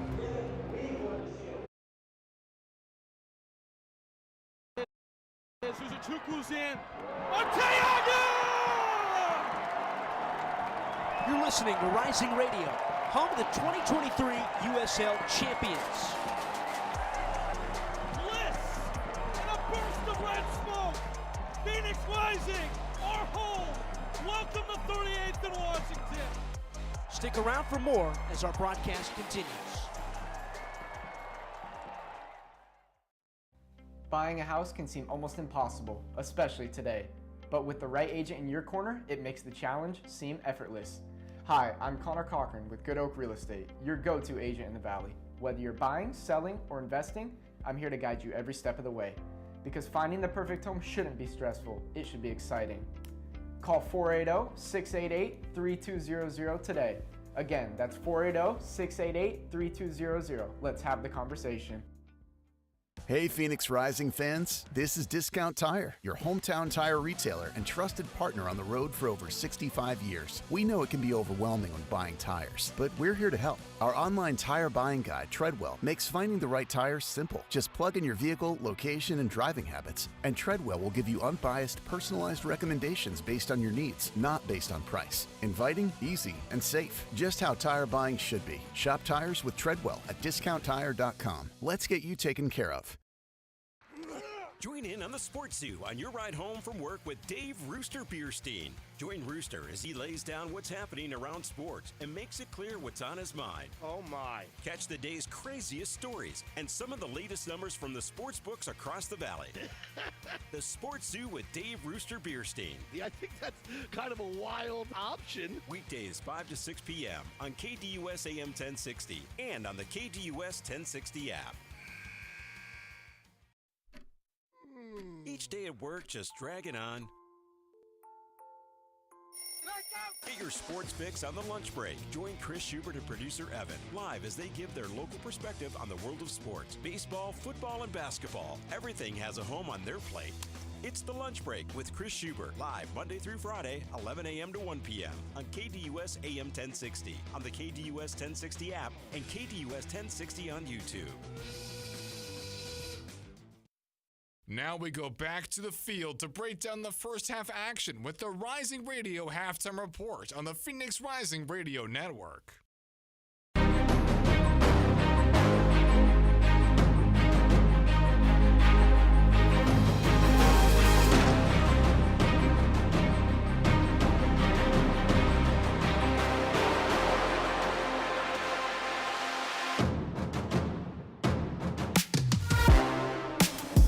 1-0 at the break. Phoenix Rising lead their biggest rival, New Mexico United, on the road in their 15th all-time meeting, looking to advance their currently winning record against United. They have 6 wins, 5 losses, and 3 draws in the all-time matchup, looking for win number 7, but more importantly, win number 2 of the year in the 2025 USL Championship League Play slate. They've played a lot of football. They've had 3 games in 7 days. 2 times in the last 3 weeks. It has been a slammed slate for Phoenix. Finally, out of the U.S. Open Cup, for better or for worse, Phoenix now leads on the road against their biggest rival, Sammy. Yeah, Phoenix Rising, they've been beat up again, as you just said. 3rd game in 7 days, short-handed again. A lot of guys, Hope Oviedo, nearly 200 minutes played coming into this game. JP Skiers, for example, played all 210, and that was one of the better halves we've seen from Phoenix all season long. Was it perfect? Definitely not, but again, very, very high quality. They struck first early. We talked about that. They always have been conceding early. They flipped the script. Hope Oviedo was able to sneak one by the goalie on a near negative angle, and it somehow went in. They also had a couple good opportunities, one off a corner, and a couple turnovers nearly scored as well. And Oviedo also almost had a second goal. Oviedo scored a 12th-minute goal from what Sammy called a negative angle. I agree. It looked like a low-quality chance turned into the highest quality, a goal. They put 1 on the board, and now they lead on the road in a hostile environment. This is a loud and proud crowd. They have been active and involved in the game from start to finish, whether it's a Be Loud sign on the scoreboard or not. Some quick stats at the half for Phoenix. 0.5 expected goals, beating New Mexico's 0.2. New Mexico has yet to put a shot on target, but we're level in shots total at 5 apiece. 5 shots inside the box for Phoenix. They've made all of their money within the paint. New Mexico has 3 of their 5 inside the box. No one's hit the woodwork. We've had 1 big chance for Phoenix, but the big difference has been 68.7% possession for United and just 31% for Phoenix. You scratch your head and you go 130 passes to 289. United winning the pass battle by almost 160.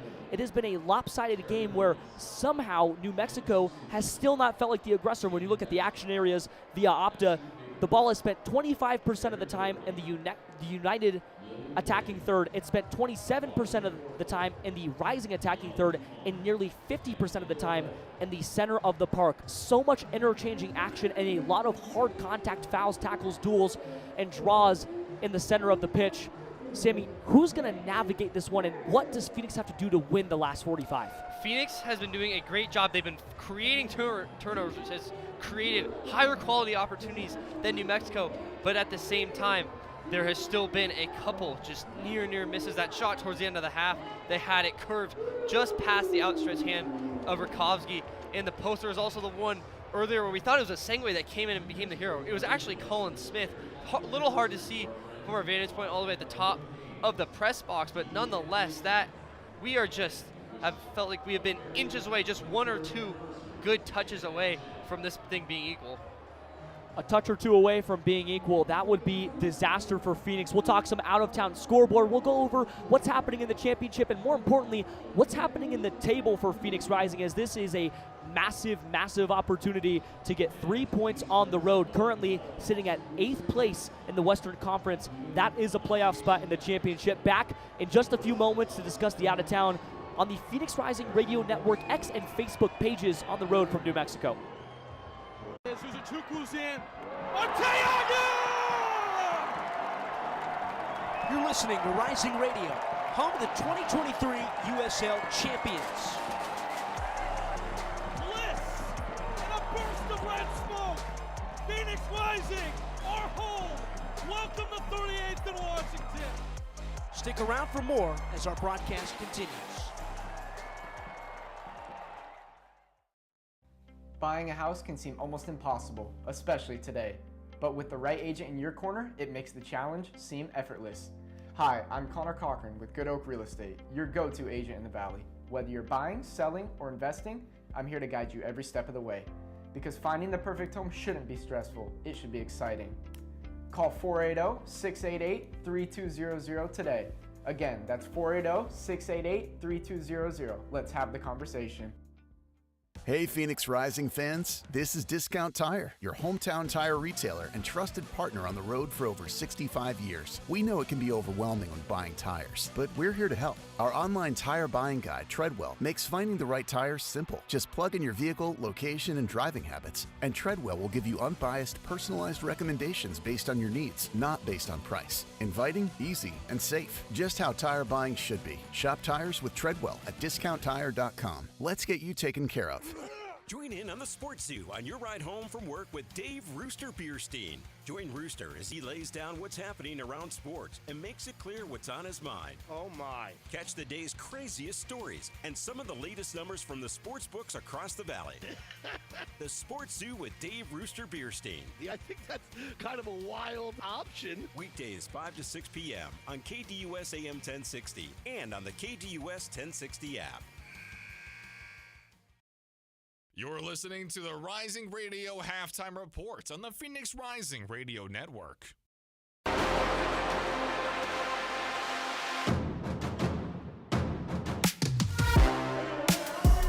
Back from New Mexico, just 5 minutes away from the second half of Phoenix Rising and New Mexico United going quickly out of town for some scoreboard cleanup. North Carolina knocked off Orange County 1-0 at home yesterday. Rhode Island and Monterey Bay draw 1-1. Loudoun takes Lexington down 5-1. Hartford and Detroit draw 0-0, as do Louisville and Pittsburgh Riverhounds. Louisville trying to get back to their dominant ways. They've been very good this season, but it's been Loudoun United who have turned a mediocre franchise into one of the best in the Eastern Conference, looking for their first ever playoff berth in franchise history. Tampa Bay lost 3-1 to Charleston Battery at Patriots Point. FC Tulsa and El Paso currently in the 90th minute drawn 1-1, waiting to see what the final result is there. San Antonio and Oakland drawn 1-1 in the 65th. Phoenix leading 1-0 on the road against New Mexico. And the last two games of the night coming up at 8 and 8:30 p.m. in Central Time. Sacramento takes on Indy 11, and Las Vegas takes on the Switchbacks. Quickly, Sammy, before we come back, this is an opportunity for Phoenix to jump, and the jumps become a little slower. We saw when they led in Colorado, at times they were as high as 5th in the table in the West. This time with 3 points, they're just as high as 8th, but I'd say that 8th is probably better than 12th. Yeah, I agree. It's a playoff spot, and we talked about that in the pregame warm-up. It is so close at the bottom part of this Western Conference. But again, you're in the bottom. But again, like we said, 3 points as of right now. If the playoffs were today, Rising would be in. So they have 45 minutes to prove themselves and really show what it just feels like. They're so close. And Pa talks about it a lot. They're so close. The team, especially off the field, they're close. They're brothers. They know how to win. It's just, can they execute on the field? And this is their best opportunity. New Mexico looked disjointed in that first half, and it's more just carrying that momentum into the second half. Phoenix Rising looking to have a better season in the table than they did last year. A first-round loss against New Mexico United on the road here at this very same stadium, down 2-1. It was Akale who put in the winner at the very end of the game. An absolutely devastating end to what was an up-and-down season, followed by two managers, Danny Stone, then Diego Gomez, both not with the team by the end of the year. Now it's Pa Modoka and crew who lead Phoenix Rising into a new era, looking to be better on the road, at home, and in the table. Right now with the win, they'd sit at 10 points, tied as well at 10 with Orange County, just behind the 11 and 12 points of El Paso, FC Tulsa, and Las Vegas. That puts them 2 points off of a home playoff game in 4th place in the West. A big 3 points at stake. We're going to come back for the game and the final 45 on the road against New Mexico. Phoenix still in the driver's seat with a 1-0 lead. Can they keep it through the last 45, and can they begin their trek to the top of the mountain for the second time in franchise history? And will it start tonight? Will we look back on this as the turning point? We'll find out at the end of the next 45. Back in just a moment on the Phoenix Rising Radio Network's X and Facebook pages. Zuzuchukwu's in. Arteaga! You're listening to Rising Radio, home of the 2023 USL champions. Bliss and a burst of red smoke. Phoenix Rising, our home. Welcome to 38th and Washington. Stick around for more as our broadcast continues. Buying a house can seem almost impossible, especially today. But with the right agent in your corner, it makes the challenge seem effortless. Hi, I'm Connor Cochran with Good Oak Real Estate, your go-to agent in the Valley. Whether you're buying, selling, or investing, I'm here to guide you every step of the way. Because finding the perfect home shouldn't be stressful, it should be exciting. Call 480-688-3200 today. Again, that's 480-688-3200. Let's have the conversation. You let him try violin because you love him. And if you love him that much, love him enough to make sure he's buckled up and in the back seat. Find out more at nhtsa.gov/the-right-seat. Brought to you by the National Highway Traffic Safety Administration and the Ad Council.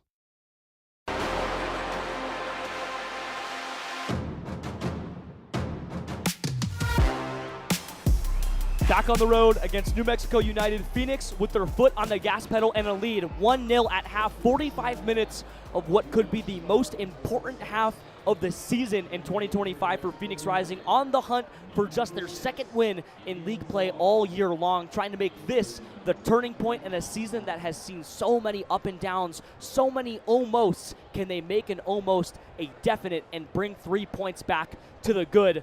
Both teams back out to center circle. This time, Phoenix moving from right to left, New Mexico moving from left to right. New Mexico in the primary black and yellow kits. Phoenix in their red and whites, in which they've worn their black kits for the last 2 weeks. They finally get back to their traditional main kit. First kick on the way. Sammy, what are your thoughts on the baseball field? So, yeah, field is interesting. It's how it is in the championship, and nonetheless, Isotope Park's gorgeous, gorgeous park. I mean, you're watching a soccer game from the right field lawn, relax out on a blanket, bucket of popcorn, maybe some beverages.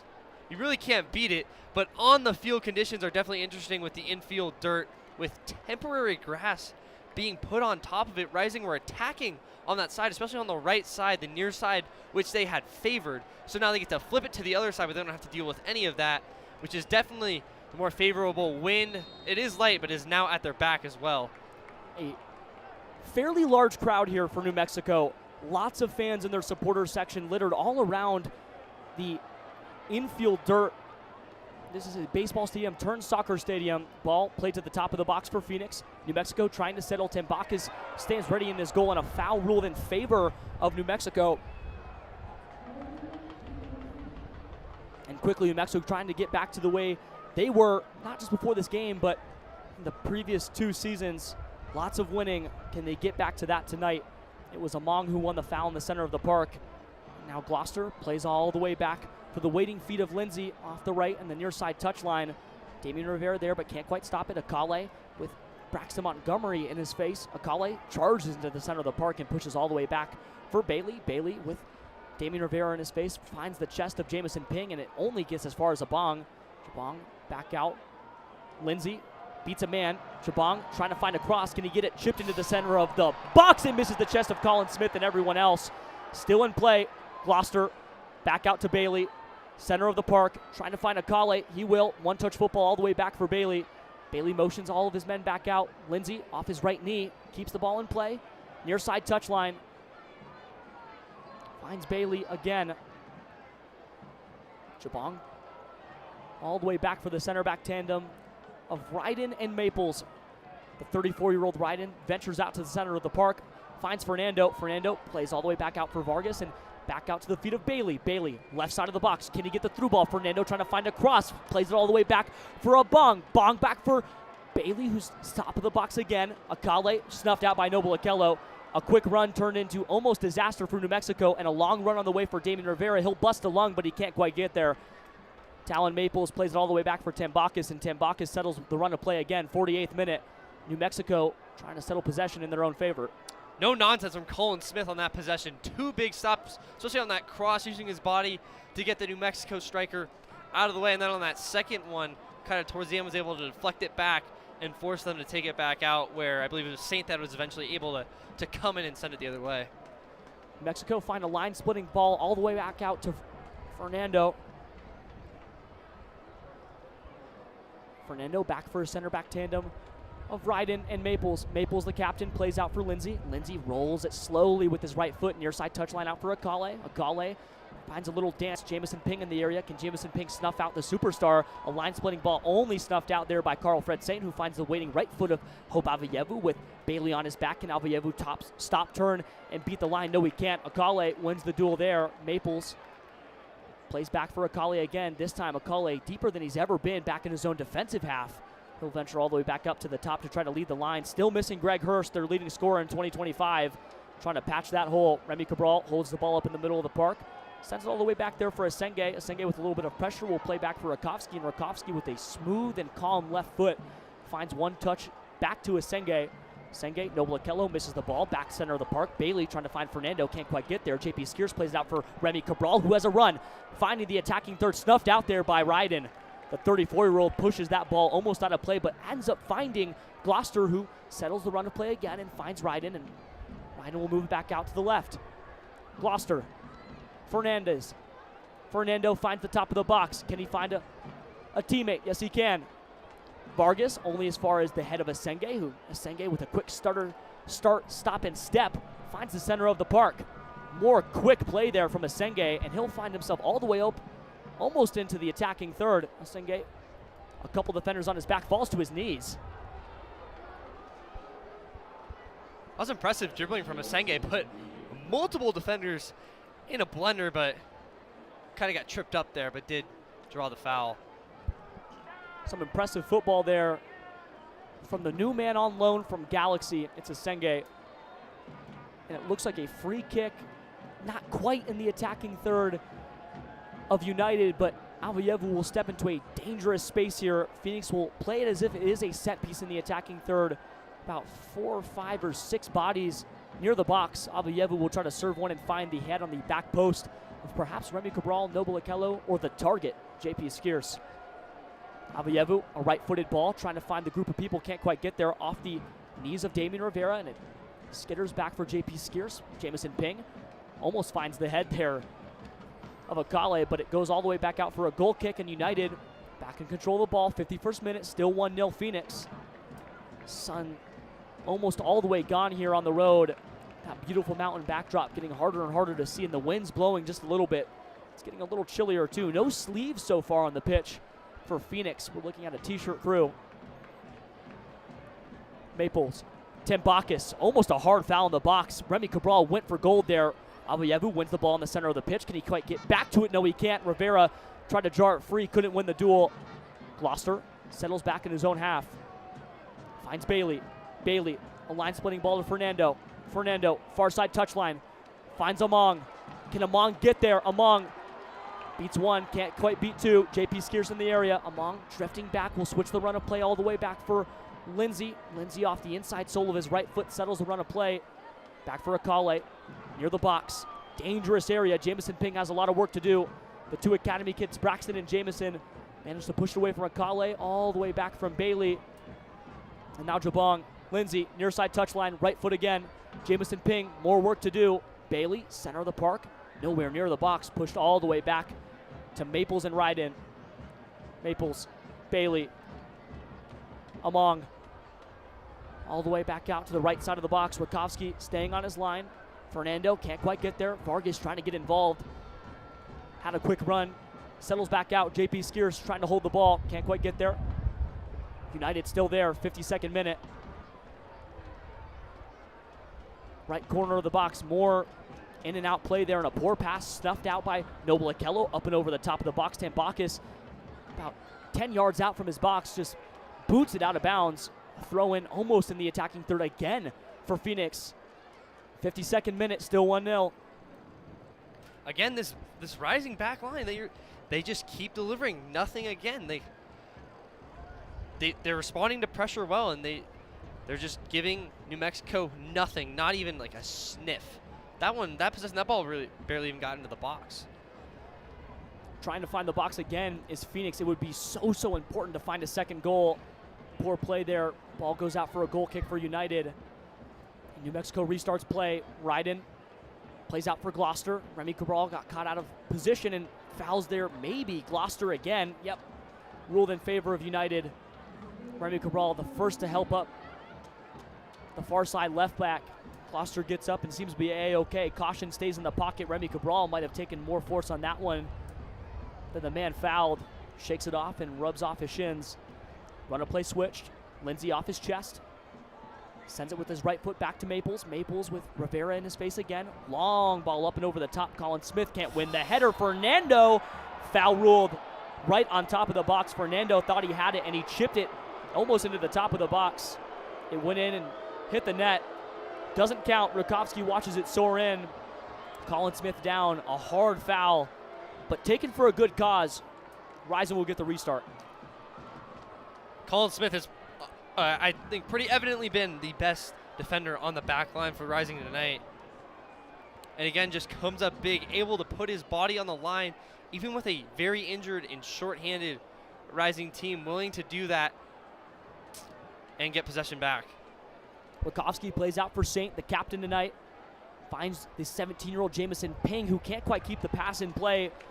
Near side long ball just goes straight out of bounds. Maples, the captain, plays back for Tim Bacchus. Goalkeeper to goalkeeper, essentially. Rakowski draped in that all green, Tim Bacchus in that all light blue. New Mexico United wearing their black home kits today.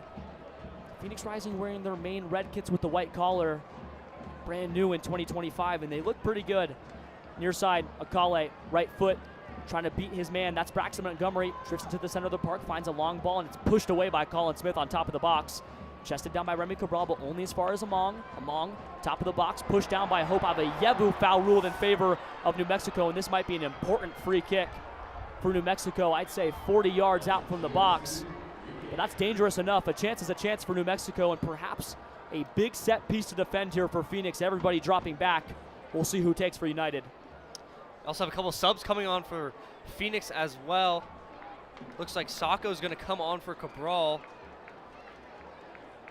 It's Sacco and Darius Johnson. Sacco went almost the distance in the match on Wednesday against Dynamo and was the man who drew the foul en route to getting their equalizing goal that held all the way through 90 minutes. They ended up losing 4-1 in extra time.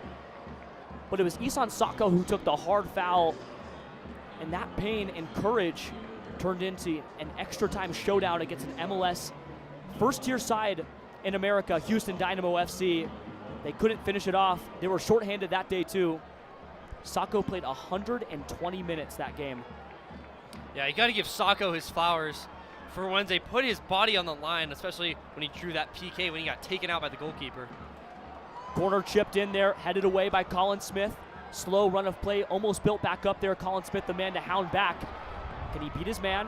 Still more jarring play on the near side touchline, pushed all the way back over for Gloucester. Gloucester chips it up and over into the top of the box. Can anybody get there? Headed away by Hope Aveyevu.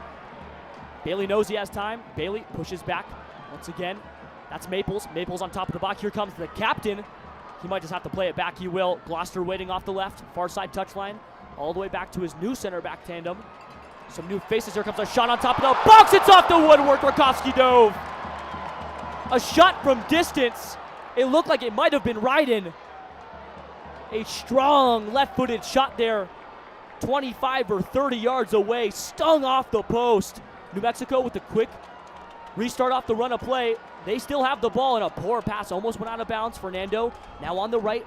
A quick dance, chipped into the center of the box. Held there, can Carl Fred Saint shield it off? Yes, he can. It's Asenge. Asenge plays up top and over the box. Remy Cabral is 30 yards into the attacking 30, gets there and he's fouled. Tim Bacchus came out of the box, and that might be a yellow card. It's a red. A red card played on Alex Tambakis. And United will play not just down a goal, but down a man. What a turn of events, Kevin. I mean, that almost was a screamer from outside of the box. It banged off the post. Rising survive again just by a nick. And now they come back the other way. Darius Johnson was going to have it and have a free look at goal, and kind of had to do what you had to do and take him out to not allow that goal. And now Rising are going to be up a man for the next 33 minutes or so. A hearty challenge there, and it must have been studs up for Tambakis. Watching the quick replay here, Remy Cabral took to the ground extremely hard, and Tambakis will have to exit the pitch. United has to get a goalie up and ready as soon as possible. That'll be Chris Shakes, number 13 for United. He'll come on, and a loud roar and applause for Tambakis, the man who received the red. Somebody will have to come off for United as well. Tambakis pretty upset walking off the pitch. You can see it in his body language, and I think that was the right call. Studs up also just was clearly not going for the ball, simply went straight for about the knees, the shin area of Darius Johnson. And now Rising also in the right around the attacking third. You're going to have a free kick from about 30, 35 yards out.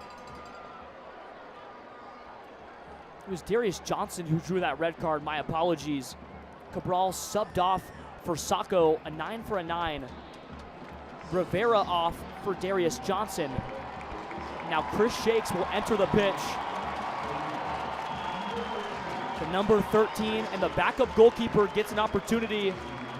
Now down a man, United on the chase. Both the numbers on the scoreboard and on the lineup card. A couple more changes on the way. We'll try to sort these out as soon as possible here as United goes through and figures out what they'll do in the absence of a goalie.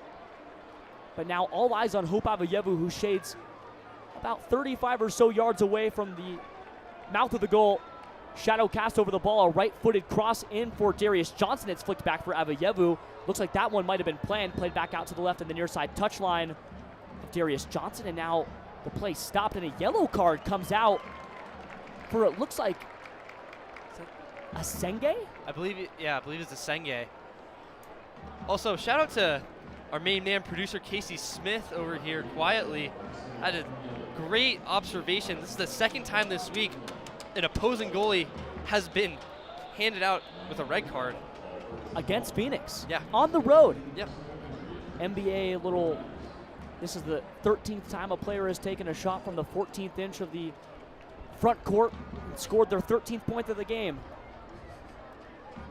Can we get any more niche? I'm sure that we could maybe make that stat a little more niche. I didn't think that was too niche. But their new number 16, Seymour, drifts into the center of the park, moves it out to the left, up top for Vargas. Vargas settles the ball on top of the box. Phoenix on their back heels.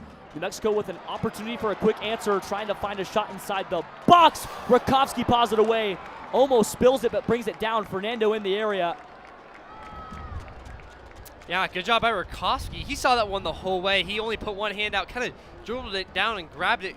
Very risky, but he was definitely calm throughout the entirety of that sequence. Rakowski rolls the ball back out for Asenge. Asenge with a little bit of pressure. Tambakis' red card is his first in the championship, and that's his 234th appearance in the league. Asenge with a little bit of trouble in the defensive half. And a foul ruled against United. They'll get a quick free kick in their own half and a very, very quick restart for Rakowski. He waves every night for Phoenix. Pushes back with his right all the way for Asenge. Asenge trying to find a teammate of his own. JP Scarce, center of the park. Jamison Ping laying in wait, but he'll try to find a line-splitting ball for Braxton Montgomery, who's far out of position. Montgomery finds Darius Johnson. Darius Johnson darts into the top of the box, trying to make a little bit of magic happen. A backheel pass from Avayevu. It's into the back of the net.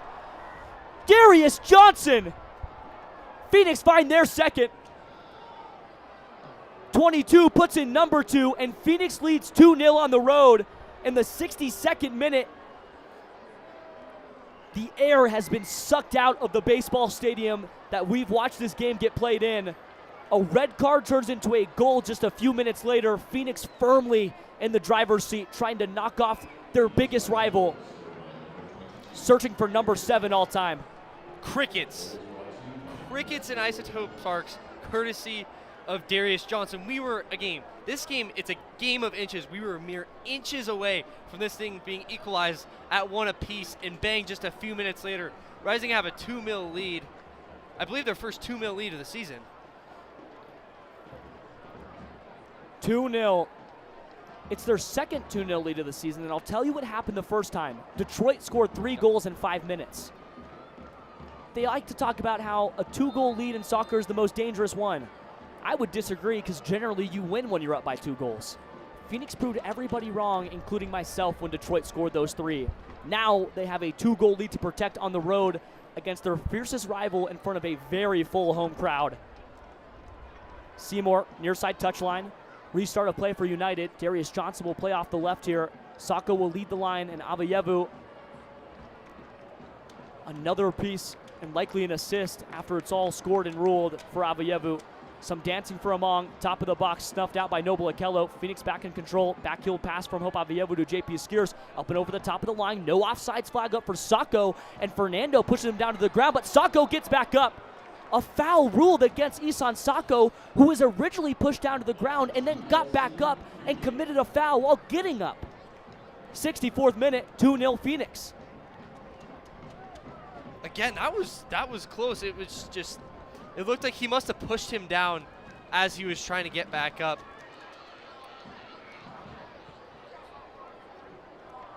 Fernando, near side touchline. Braxton Montgomery on his back heels trying to stop the run of play from United. Fernando, a long shot off the back of JP Skiers, still in the midst of United. Among chips one into the top of the box, almost gets down. Asenge pushes it away. More settled play here from Phoenix, trying to keep it out on the corner. Asenge just boots it and clears. Finds the center of the park. Maples headed down there in the center by Bailey. Bailey back for Maples. Now on the chase again. It's Jamison Ping, a million miles off his line, and Ping wins the ball back. Shoved down to the ground, and the captain for New Mexico commits the foul. It's Maples, and JP Skiers takes the ground. He's been all over the pitch defensively. Not so loud on attack, but that's not really his role. The deep-lying midfielder content to sit, defend, and hold the ball when asked to. Saint will restart play, moves it over for Asenge to the right half space in the defensive half for Phoenix. Center of the park, Skiers finds Smith, far side touchline, the right back dances. Can he shake free? Can't quite get there, pushed off the ball, but managed to maintain control. Asenge, a long clear up and over the top. Out for no one but the goalie, Chris Shakes. He keeps it in play, doesn't restart for a goal kick. Moves it up and over into his box, doesn't pick it up. Left foot, right foot. A quick ball over to the left. And JP Skiers has not really gotten as far as we mentioned his name a couple times a game, but he's also played all 210 minutes coming into this game, and also a very stout performance so far tonight from the Arizona native. More play, top of the box. Found Darius Johnson. A shot stung off the back of a United defender. Still free. Avayevu gets another shot over the crossbar. Couldn't quite get there. The ball was bouncing free. Just got under it. Sent it up and over the woodwork. United moves fast. 66th minute. Still 2-0. Phoenix in the lead. Bailey, center of the park. Avayevu almost jars it free. Maples settles it down. Gloucester, Among, and Akali all off now for United. Seymour, Shakes, and Zelalem all come on. Finds Zelalem. Center of the park, won by Colin Smith. Has a little bit of attacking space. Sako trying to lay off and get there. Colin Smith manages to dribble past. He's going to break into the final third. Right side of the box. One dribble, two dribbles. Hope Avayevu stops in the top of the box. Almost headed away. Yes, it is. Dealt with beautifully. Seymour there for New Mexico. Settles it with his left foot. Finds the far side touchline. Near side for Fernando. Fernando, tons of attacking space. Breaks the half line. Nobody there but Braxton and Jamison, the 17 and 18-year-old, combined to push it back out to the center of the park, still in United's midst. A poor pass there, won by Noble Okello. He'll make a daring run down the right half space into the attacking third for Phoenix. A heavy touch. Can he find Sako? Sako, top of the box. Can he get there? Nah. Not enough. Yeah, Noble Okello was almost running a 1v3. There's another rising guy on the far left side and a defender. Really a 1v3 and didn't even seem to slow down when a player got there. Crafty move from Fernando. Pushed off the ball there by Braxton. Braxton pushed it away by Carl Fred Saint. Still in play. No foul committed. Jamison Ping, near side touchline. Dances with his right foot. Can he get it back for Braxton? Yes, he can. Montgomery settles the play for JP Skiers. All quiet now for Phoenix and New Mexico. 68th minute. 2-0. That pass from Noble, just not enough on it. Thought that Sako would have the run. Instead, just left dead in the center of the box. Noble couldn't get enough of a boot on it. Looks like Quaisho now getting ready on the far side touchline for Phoenix. And some subs on the way as well for New Mexico. We'll see who comes on exactly. Long ball over the top. Flag stays up. It stayed down for a moment, and Darius got to it, and then the flag went out for the far side official to rule offsides for DJ. DJ plays for the Grenada national team. He went out last year for a couple games, as did Jerome Margarita. We'll see if Jerome makes his appearance tonight. Right now, it's Emi Quaisho getting ready on the far side. Second player coming in for Phoenix as well as 2 for United. It's for Mela, the other man for Phoenix. Number 29 will come on for Hope Avayevu. Quaisho replaces Hope. For Mela, charges off the pitch now. And it looks like Braxton will come off for them. The board said one thing, we'll say another. Braxton will come off for Quaisho. He'll step in as the left back, and Formella becomes the new through the middle man. A loud boo and a loud applause there for New Mexico. More men on the way for United. Fan favorite Daniel Bruce came on. Crowd kind of rejuvenated when he stepped onto the pitch. Number 25, Daniel Bruce. Now the new man up top for New Mexico, it seems. He'll hang around as Senge and Saint dons that armband. Ryden plays back for Shakes. Shakes hasn't done a whole lot since coming in. New Mexico opting to play through the middle now. Shakes has settled it down, 2-0, 70th minute, 20 to go here in this contest. Asenge wins a deep header on top of the box, but only as far as Seymour. Seymour, number 16, jarring there with the academy kid. Jamison Ping pushed off there is Noble Akello. Foul won by United. Seymour comes to ground. Noble Akello manages to avoid a caution, and a quick restart here from United. Right side of the box. Rakowski stays on the line. Will they try to cross it in? Instead, they go backwards. Seymour plays back for his center back duo. Salalem, center of the park, one there. Fouled on top of the ball. Phoenix wins it back. Perhaps a quick restart on the way. We'll see if the winger from Curacao makes another appearance tonight. Missed the Wednesday match with injury. He scored against Switchbacks on the road in the 1-1 draw last Saturday and came off just about a half hour into the game, about 10 minutes or so after losing. Saint through the middle of the Ping. Ping settles a lively pass down with a left and a right foot. Quaisho near side touchline. Multiple in the area. Fernando jars it free. Instead, they win it back. Maples plays all the way back for Chris Shakes. New man in all blue. New man tending the net for New Mexico. Right in. Back out for Lindsay. Lindsay through the center for Jabong. Jabong in for Gaines. Center of the park. Formella active defensively. Trying to lead that line now too. Sacco drops in a little deeper in defense.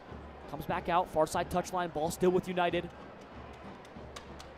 Sacco in the area. More cutting off of the passing lanes. New Mexico can't quite break it. They'll switch the play out for Maples.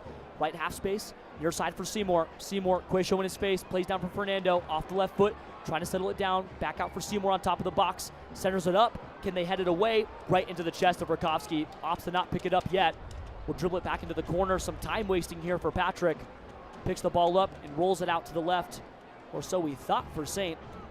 Got a little ahead of myself. Still just a crucial 19 minutes and some change to go for Phoenix. It's really just a lot of not falling asleep and also not trying to force anything. You're up 2-0. Yes, a third would be phenomenal, but it's really just keeping the ball in front of you, keeping it a touch or two, just right in front of your feet, and no mental mistakes. United win the ball back. Shakes plays it through the center. Finds Seymour on the near side touchline. Maples, little 1-2 football here through the middle. Jabong moves it out left. Still trying to access the final third effectively. Salalem back out to the left, top of the box. United threatens. Can they get the cross? Rakowski watches this one skitter out of bounds. Goal kick for Phoenix. Still no issues. Still 2-0, 73rd minute. United slowly but surely watching this one escape their grasp in front of a very, very full home crowd. The last two possessions for United, it's really just been, as you said, trying to find that final third. They really haven't been. Neither last two, both haven't even had a touch inside the 18-yard box.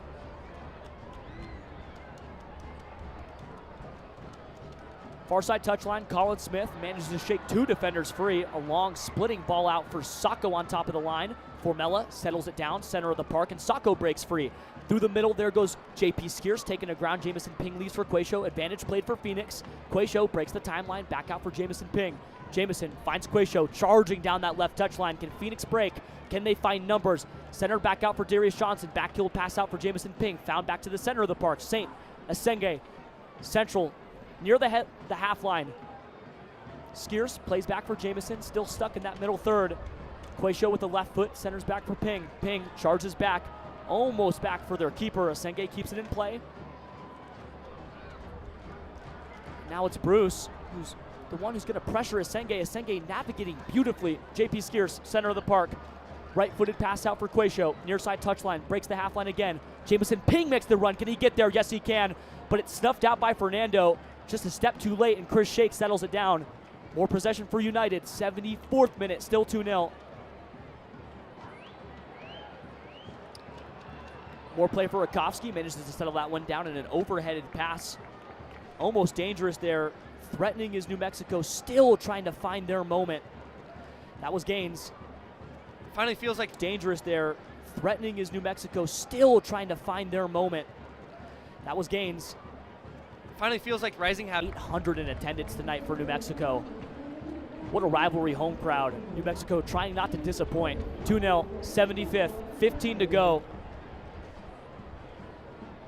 Played back out for Maples. Maples on the right. Back for Shakes. Shakes almost gets picked off there by JP Skiers, who's drifted all the way into the attacking third.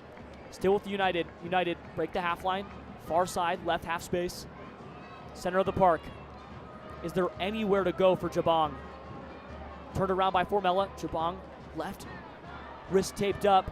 Noble Akello jars it free, pushes it back for Sacco. Sacco finds Colin Smith. Some more smooth operating from the back line. A chipped ball up and over from JP Skiers. Can't quite find the run of Dariush Formella.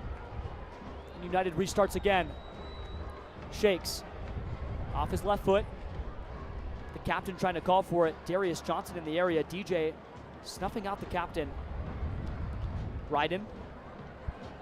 Back out for Lindsay. Lindsay moves it back for Ryden. More center back to center back play. New Mexico doing exactly what they've done. Fernando stops the ball on top of the box. He gets through. Can he get a shot? Yes, he can. It's booted away. Carl Saint at the ready. It was a cross from Fernando that almost found the right foot of Bruce. And now a corner kick on the way for United. And perhaps their first quality chance in the second half. Phoenix has to dig deep. No shots in the second half for New Mexico. 3 for Phoenix.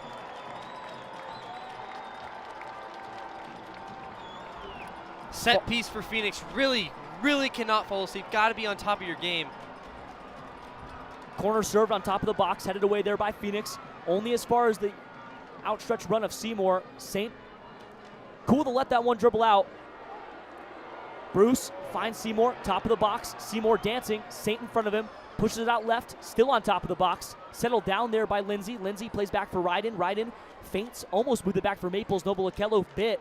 Instead, another cross chipped up on top over the box. It'll go over everybody's head. Sacco lets that one go. 2 hands up to the sky. Says no one in the area. He was right. A restart and a goal kick here for Rakowski. Saint will fix his cleats, and it's rolled out for the captain.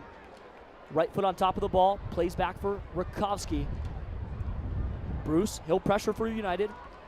2 men on Carl Fred. Saint finds a line-breaking ball for Jamo. Jamo has a million miles to run, and he will. 2 heavy touches, and Jamo has broken the final third. Can he find the run of Formella? No, he can't. Shakes comes up and almost out of his box. Some timely play there, and is put down by Gaines. Gaines, United on the counter, snuffed out. Jamison Ping, the 17-year-old academy kid turned pro. Near side throw in for United. Seymour, number 16. Checking in was Jabong, but couldn't get it quite out there. So he moves it all the way back to the center for Gaines, who just sends it all the way over everybody's head. Another goal kick for Phoenix, and now New Mexico gets a little antsy. 78th minute, still 2-0. Phoenix firmly in control. Goal kick for Rakowski. Yeah, New Mexico, it just feels like the last few possessions they've had, it's really just not been there. They had that corner kick, but outside the corner, it kind of got sent out. They passed it around, and once they sent it back into the box, there really just nothing came of it. Just has not been very accurate passing into the box recently. Smooth play there. Zelalem tracks it back. Darius Johnson is the one who's going to get all the way almost to Chris Shakes and almost pick the ball off. Instead, Jabong finds and surges into the center of the park. Far side touchline for Lindsay. Lindsay nods it back down for Zelalem. Zelalem breaks the half line. What can he do? And can he solve the problem, which is this mid block that has stood so strong now for Phoenix? Ball into the middle. Bruce there. Maples back out for number 16. Seymour stuck in the center of the box, parried away by Rakowski. They'll want that one back. It was Lindsay in the center of the box, and he thought he had it. Instead, Jalen Lindsay sends it straight at the outstretched palms of Rakowski. United still attacking, still threatening. Gaines, center of the box. Another shot on top of the box. It's Lindsay again. And Lindsay's right foot can't find the back of the net, not once but twice. Still 2-0. No goal for New Mexico. 80th minute.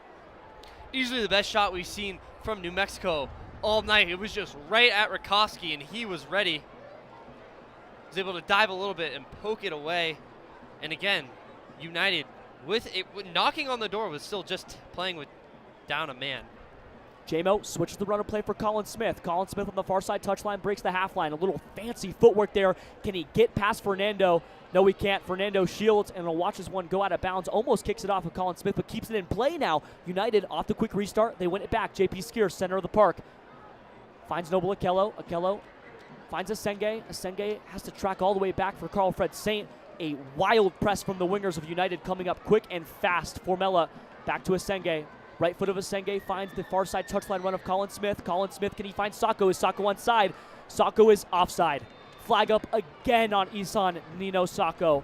The French number 9 just can't release at the right time, it feels like. Called offsides again. United gets the restart, 81st minute. I don't know what's a bigger rivalry anymore, Kevin, between the Rising United or Sacco and the offsides flag.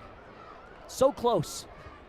And there have been a few that have been really, really close in his time. Ones you could argue, hey, that should have been brought back. Pablo Doka has commented on a few of the offsides flags in the previous weeks. Interested to see what comes after this one. Shakes back out for Jabong, now playing as the right back. Everybody else tucked in. Shakes about 35 yards out from his goal now. Nobody back. Seymour, center of the park, serves back for Shakes, who moves it out to the left for Ryden. Ryden. Maples playing as a central midfielder now. J-Mo, center of the park, back for Shakes. Nowhere to go for United. Jabong. DJ in defense, still in their own half, still in their own defensive third. Shakes back again, right foot, serves a long ball. Can he find the head of a waiting Lindsay? Noble Akello nods it down. It's J-Mo. Formella, center of the park. Jamison Ping, lost there in the middle. Seymour jars it free. Who's going to win the header? Nodded back down. Formella on the chase. Phoenix wins the header and the foul. Center of the park. And somebody goes down there in the center. Looks like it's JP Skiers. Yeah, it is. JP Skiers, not necessarily injured, I think, but more just slowing it down, slowing down the pace of the game, killing clock for Rising. JP Skiers chews the clock. Asenge plays it out right for Colin Smith. Smith beats one. Fancy footwork chipped up and over the top to the outstretched and waiting arms of Chris Shakes. Nobody happier to get that fly ball than Shakes, who moves it quickly out to the right for Seymour. Seymour surges into the center of the park. DJ happy to sit on his back heels and let this one flow. Ryden back out to the left for Lindsay. Lindsay, can he find the runner? Fernando. Fernando up over, busting a lung. Can't quite get there. Outside of the far side touchline for a throw-in. Phoenix will take this one. All the way back comes Colin Smith. Nobody might run more than Colin Smith when trying to get to a throw-in. Definitely the designated taker in this case. He might run a marathon every game when it comes to just getting out of bounds to throw the ball. 2 hands over his head, throws the ball out for Noble Akello. Booted up and over the top. Darius Johnson, is he onside? Yes, he is. Darius Johnson off to the races. Can he score another? He's taken down to ground in the box, but it's clean. Chris Shakes strips DJ in the center of the box. A gutsy challenge, avoids a penalty, and United on the quick restart. DJ up quickly, a foul through the back. That'll be quickly called. It looks like it was Ryden who went to ground there. DJ, trying not to lose his head, holds his own in a little bit of frustration. That left wrist taped with white tape. Another quick restart there for Maples. Maples, center of the park, finds Fernando. Fernando, near side touchline. Back out for Lindsay.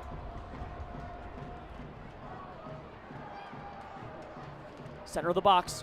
Fernando finds Seymour. Seymour finds Gaines. Gaines. No one to beat but Quayshow. Out comes Jamo. Snuffed out. Pushed away. Emi Quayshow in the area. Quayshow's a world breaker as a left back. He's shown it tonight. Seymour, near side, throw in. New Mexico United. 84th minute, still 2-0. Phoenix in the lead. Formella jars one free. Seymour wins it back. Breaks the attacking third. Jamo pushes it out of bounds. Another throw in for United. Seymour pushes the 17-year-old away, getting a little frustrated. Played back for Gaines. Gaines beats Jamo. Can he beat Formella? Dances. Center of the box. Will he take a shot? It's into the net! Oh, Gaines puts in a beauty. Mackenzie Gaines, number 10 for New Mexico, pulls them within one. United finds their goal in front of the home side. 85th minute, what a strike. Rakowski guessed right, but he couldn't quite get there.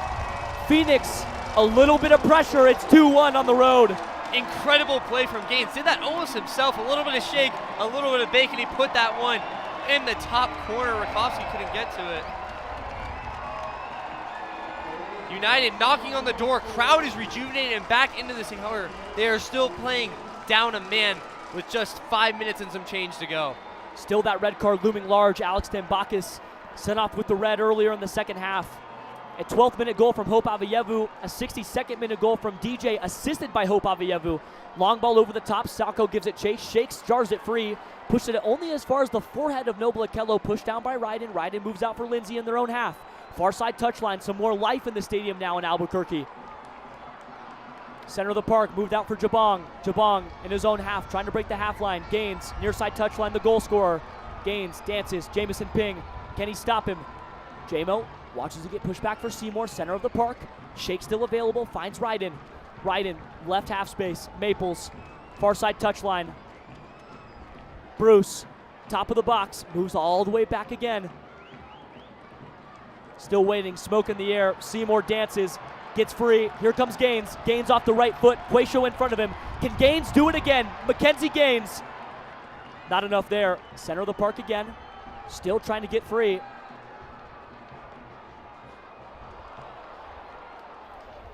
Up and over the goal line. Another goal kick. And a deep breath for Phoenix fans. New Mexico still playing with 10 men. 2-1. Driver's seat, but it gets a little closer. Goal kick on the way from Rakowski ushers everybody forward in the 87th minute. Rising also another not a clean sheet. They haven't, coming in this game, they haven't kept a clean sheet in 14 matches, Kevin. Now that's 15. Having troubles keeping it clean, but nobody will care if this turns into 3 points. I can guarantee you that. Noble Akello wins a header, throw in on the far side touchline in the opposing half for Phoenix, and a quick sub on the way here for Phoenix. It looks like Ryan Flood comes in for Colin Smith. Flood's missed a lot of this year with what looks to be a broken hand of sorts, a very, very heavy white cast on that right arm. It's covering his entire forearm. That's not even a club. That's just a, I don't even know what to call that. It's a weapon. Headband adores Ryan Flood's forehead. A throw-in. Header won by United in their own third. Can Phoenix knot it down? No, they can't. Ryden jars it free. Maples stuck in his own half. Moves it out for Seymour. Seymour charging into the central third. Do they have enough life to find it again? Zelalem finds Fernando. Near side for Jabong. Ryan Flood. Emi Quayshow stuck on the left. Far run of play. Header won there. Colin Smith wins it. Back out to the right. Here comes a run from Fernando. Fernando, right side of the box. Rakowski at the ready. Staying on his line. Back out there for Maples. Zelalem. Jabong. Near side touchline. Served up and over into the box. There's a head. Will it go in? It doesn't. Near side touchline, some contact in the box, but no penalty awarded. 2 players down. It's Senge and number 9. That's Luis Fernando, stuck down on his knees in the box. Rakowski almost watched his second go in, and a heartbreak on the precipice for Phoenix. They avoid it. It's 2-1 still. 89th minute. We'll see how much stoppage is on the way. The physio is going to have to come on for Fernando. New Mexico will let this one stop in a quick water break for everybody else. Ball left on the mouth of the goal there by Bruce. Some more aggressive, creative, and dangerous play for United, Sammy. Yeah, I mean, what else do they have to do? They're down a man. They're giving it everything they can. You've seen it all the way back from even Chris Shakes. He went literally right at rising defenders, stopping the ball coming off of his line, and they nearly get the equalizer there. Almost some bad deja vu for Phoenix. New Mexico, before the Mackenzie Gaines goal, didn't have a single shot on goal. Now New Mexico, they have a goal. 2-1, New Mexico on the chase at home. 90th minute. We'll see how much stoppage time is on the way in Albuquerque. A long stoppage here will certainly add to that clock. Physio still working on helping Fernando. He's going to limp off the pitch. United down to 10 men.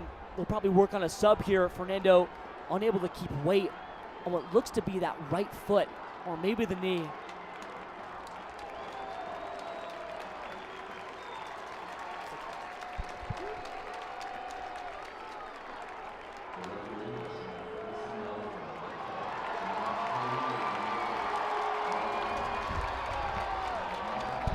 Apologies for the technical difficulties. A man down in the box. It was Luis Fernando for New Mexico, and an almost goal for United as we hit the 90th minute with stoppage time on the way. Long ball over the top from Rakowski. We'll see how much time stands between Phoenix and potentially 3 points. 7 minutes. And that's a lot of time. United on the attack. Ryan Flood tries to shield off what looks to be Gaines, and Gaines almost sends it in. More activity from number 10. United still getting busy in the attacking third. That one hits the inside piece of the net. It's like Saints slow to get up too, but he'll jog that one off. Corner kick on the way. Set piece drama and perhaps some late match mayhem in Albuquerque. 2-1, 91st minute. Played short here. Serve into the box, headed away there by Colin Smith. Smith watches that one dance over the line. Jabong has to move it all the way back for Shakes. On the run is Sacco, and Shakes just picks up the ball. Whistle. No foul called, or perhaps there was. Jabong on the floor, and a yellow card comes out there. A caution served for what looks like Seymour or Jabong. Another caution into the books for center referee Katerina Koroleva. Rakowski will slowly walk out to this ball and usher everyone forward again. Hitting the 92nd, still 2-1. Phoenix and New Mexico United, their 15th all-time matchup. Phoenix looking for their 6th win in the all-time series and their 2nd win all season long in championship play.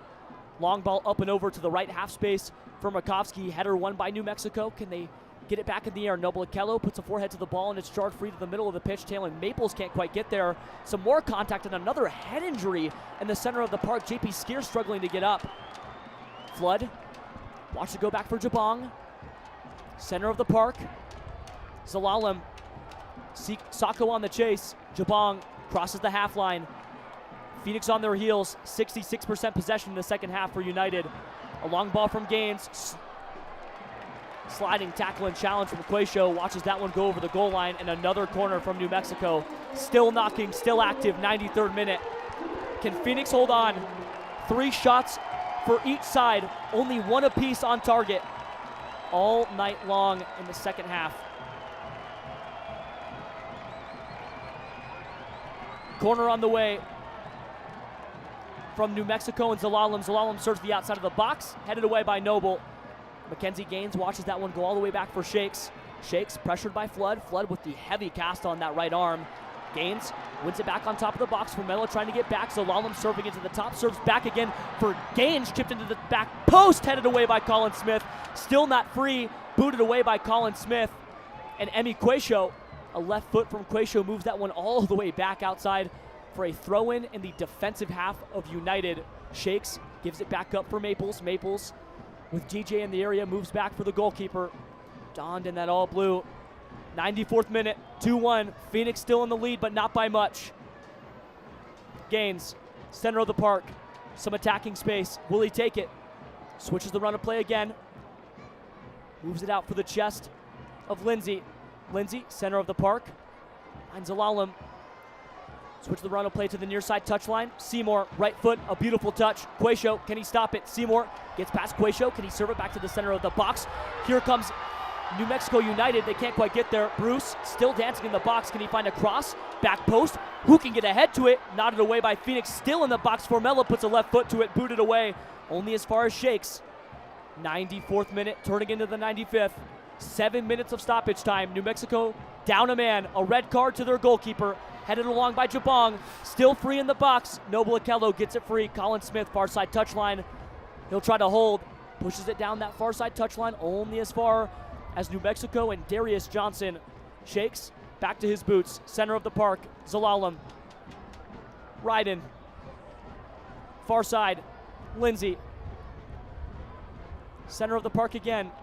Will New Mexico switch it? Seymour. Center of the box. 40 yards on top. Noble Okello jars it free. Can he get a little run going? Nobody to beat but one. Noble Okello, 6'5" frame, sauntering all the way down into the attacking third, trying to move it. He's going to try to waste some time here. Pushed off the ball. He'll serve, wait, and will they win a corner? It's a goal kick for New Mexico. Center referee, Katerina Koroleva, rules in favor of New Mexico. Jabong rolls it out quickly. Shakes, gives it up. Stuck in their own third. Sacco on the chase. Back out for Seymour. Props to New Mexico, Kevin. It really does not feel like they have 10 men out there.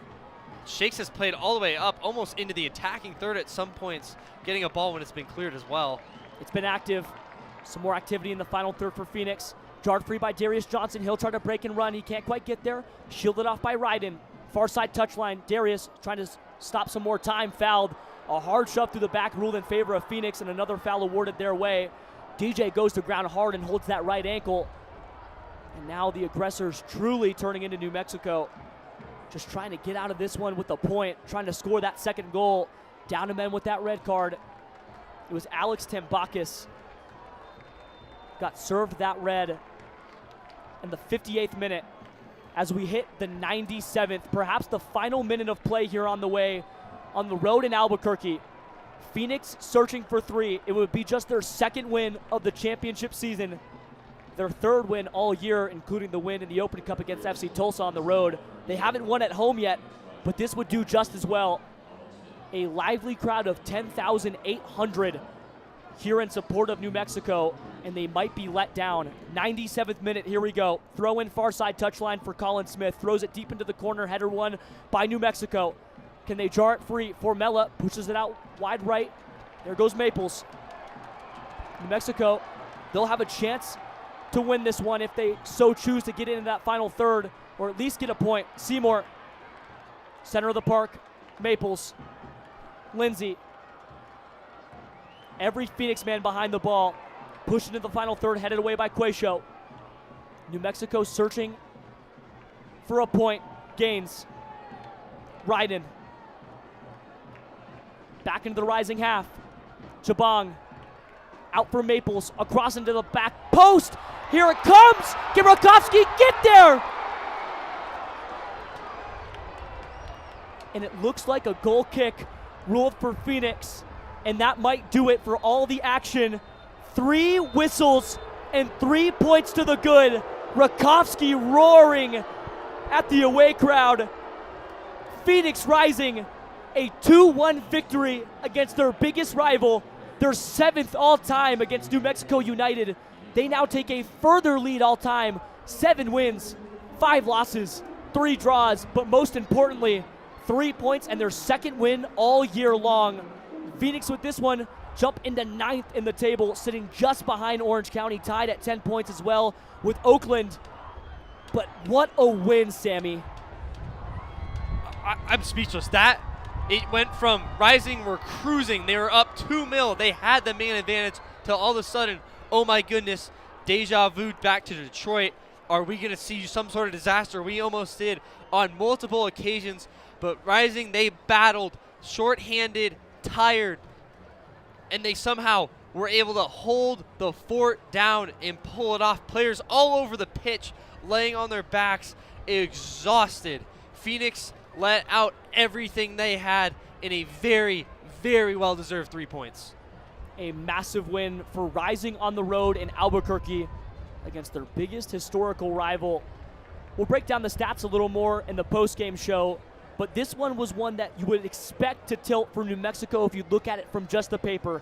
9 shots to 8, New Mexico led, but just 1 shot on target for United.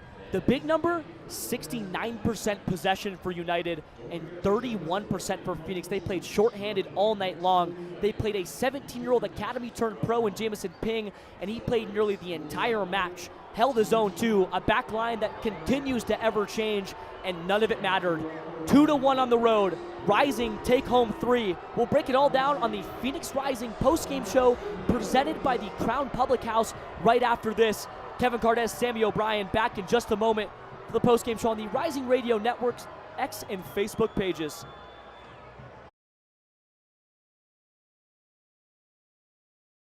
Uzuchukwu's in. Arteaga! You're listening to Rising Radio, home of the 2023 USL champions. Bliss and a burst of red smoke. Phoenix Rising, our home. Welcome to 38th and Washington. Stick around for more as our broadcast continues.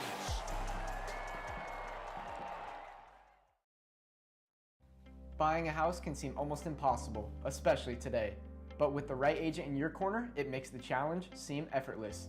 Hi, I'm Connor Cochran with Good Oak Real Estate, your go-to agent in the Valley. Whether you're buying, selling, or investing, I'm here to guide you every step of the way. Because finding the perfect home shouldn't be stressful, it should be exciting. Call 480-688-3200 today. Again, that's 480-688-3200. Let's have the conversation. Hey Phoenix Rising fans, this is Discount Tire, your hometown tire retailer and trusted partner on the road for over 65 years. We know it can be overwhelming when buying tires, but we're here to help. Our online tire buying guide, Treadwell, makes finding the right tires simple. Just plug in your vehicle, location, and driving habits, and Treadwell will give you unbiased, personalized recommendations based on your needs, not based on price. Inviting, easy, and safe. Just how tire buying should be. Shop tires with Treadwell at discounttire.com. Let's get you taken care of. Join in on the Sports Zoo on your ride home from work with Dave Rooster Bierstein. Join Rooster as he lays down what's happening around sports and makes it clear what's on his mind. Oh my. Catch the day's craziest stories and some of the latest numbers from the sports books across the valley. The Sports Zoo with Dave Rooster Bierstein. Yeah, I think that's kind of a wild option. Weekdays 5 to 6 p.m. on KDUS AM 1060 and on the KDUS 1060 app. Each day at work just dragging on. Get your sports fix on the lunch break. Join Chris Schubert and producer Evan live as they give their local perspective on the world of sports. Baseball, football, and basketball. Everything has a home on their plate.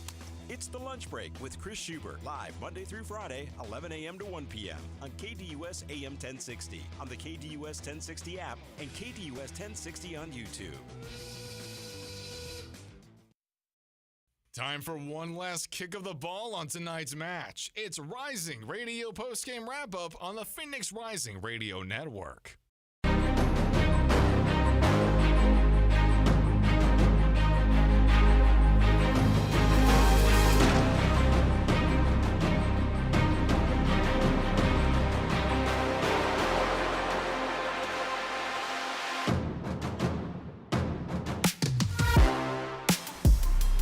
A finish that got a little closer than expected for Phoenix, 2-1.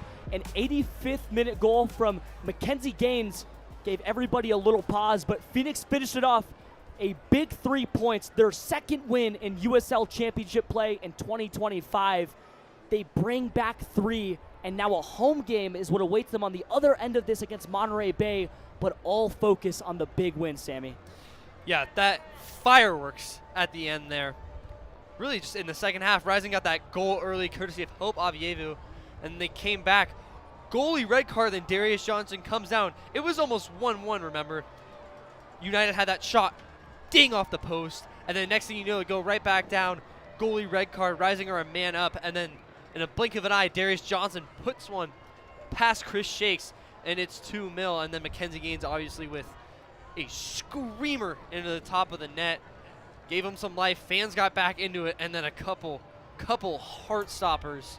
But nonetheless, Phoenix was able to come out on top and get the 3 points that they've been needing so badly. Hope Avievu snuck past a negative angle shot and turned what was a low-quality chance into the highest value one you could have, a goal in the 12th minute, right past the outstretched left hand of the original goalkeeper, Alex Tambakis. Then Darius Johnson subs on after the second half. In the 62nd minute, chest down a ball in the center of the box and puts it right through the legs of what was then Chris Shakes. Why did the goalkeeper change? Well, in about the 58th minute, a red card gets served out for Alex Tambakis, and New Mexico has to play a man down, 10 men to 11, all the way through. It was Mackenzie Gaines who brought it within 1 for New Mexico, and they knocked on the door all the way through. The big numbers tonight for Phoenix: 8 shots to 11 all the way through. New Mexico poured it on in the second half, it felt like. But 4 shots on target for Phoenix, just 2 for United, 8 inside the box to 7. Phoenix leading all those categories. Woodwork hit just once for New Mexico. 69% possession there from New Mexico, 31% for Phoenix. They didn't hold the lion's share of the ball. 275 passes to 598. New Mexico dominated the ball. 515 accurate passes for New Mexico, 218 for Phoenix, and it just didn't matter. Everybody held their own, and perhaps, Sammy, the best performance all year long, although not a clean sheet, from the back line for Phoenix Rising. Yeah, that back line was all business all 97 minutes, and you just saw it from everyone. Colin Smith had that huge save where he came flying out of nowhere when Rakowski was off his line to send it out. You saw the youngster Braxton Montgomery, consistent play once again from the 18-year-old. And the other guys, Carl Sate, and just everyone else, just quality and just putting their bodies on the line short-handed as well.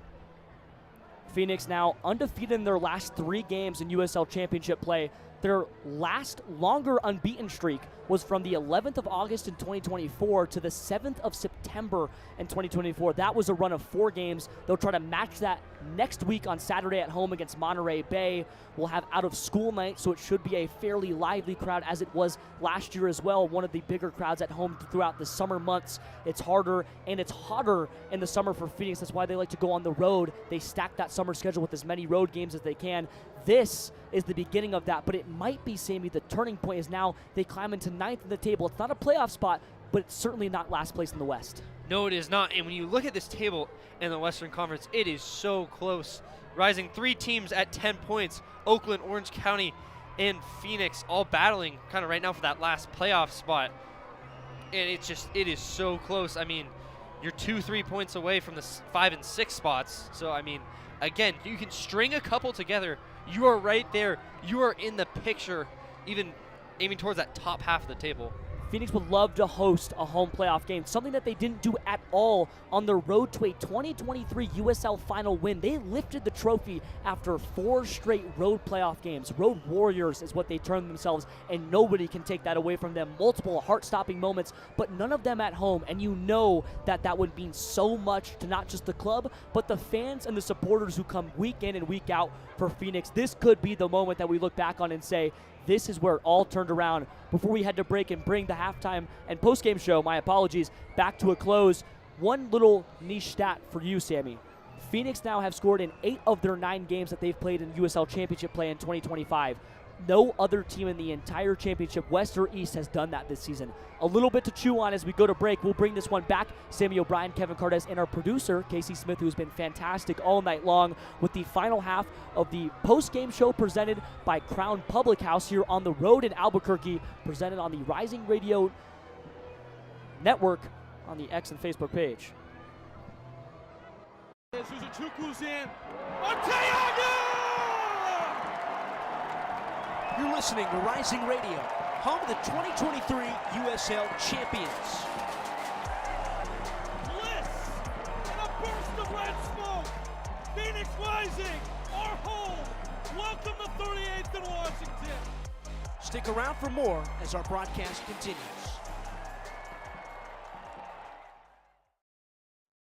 Buying a house can seem almost impossible, especially today. But with the right agent in your corner, it makes the challenge seem effortless. Hi, I'm Connor Cochran with Good Oak Real Estate, your go-to agent in the Valley. Whether you're buying, selling, or investing, I'm here to guide you every step of the way. Because finding the perfect home shouldn't be stressful, it should be exciting. Call 480-688-3200 today. Again, that's 480-688-3200. Let's have the conversation. Hey Phoenix Rising fans, this is Discount Tire, your hometown tire retailer and trusted partner on the road for over 65 years. We know it can be overwhelming when buying tires, but we're here to help. Our online tire buying guide, Treadwell, makes finding the right tires simple. Just plug in your vehicle, location, and driving habits, and Treadwell will give you unbiased, personalized recommendations based on your needs, not based on price. Inviting, easy, and safe. Just how tire buying should be. Shop tires with Treadwell at discounttire.com. Let's get you taken care of. Join in on the Sports Zoo on your ride home from work with Dave Rooster Bierstein. Join Rooster as he lays down what's happening around sports and makes it clear what's on his mind. Oh my. Catch the day's craziest stories and some of the latest numbers from the sports books across the valley. The Sports Zoo with Dave Rooster Bierstein. Yeah, I think that's kind of a wild option. Weekdays 5 to 6 p.m. on KDUS AM 1060 and on the KDUS 1060 app. Each day at work just dragging on. Get your sports fix on the lunch break. Join Chris Schubert and producer Evan live as they give their local perspective on the world of sports. Baseball, football, and basketball. Everything has a home on their plate. It's The Lunch Break with Chris Schubert, live Monday through Friday, 11 a.m. to 1 p.m. on KDUS AM 1060, on the KDUS 1060 app, and KDUS 1060 on YouTube. This is the Rising Radio post-game wrap-up on the Phoenix Rising Radio Network.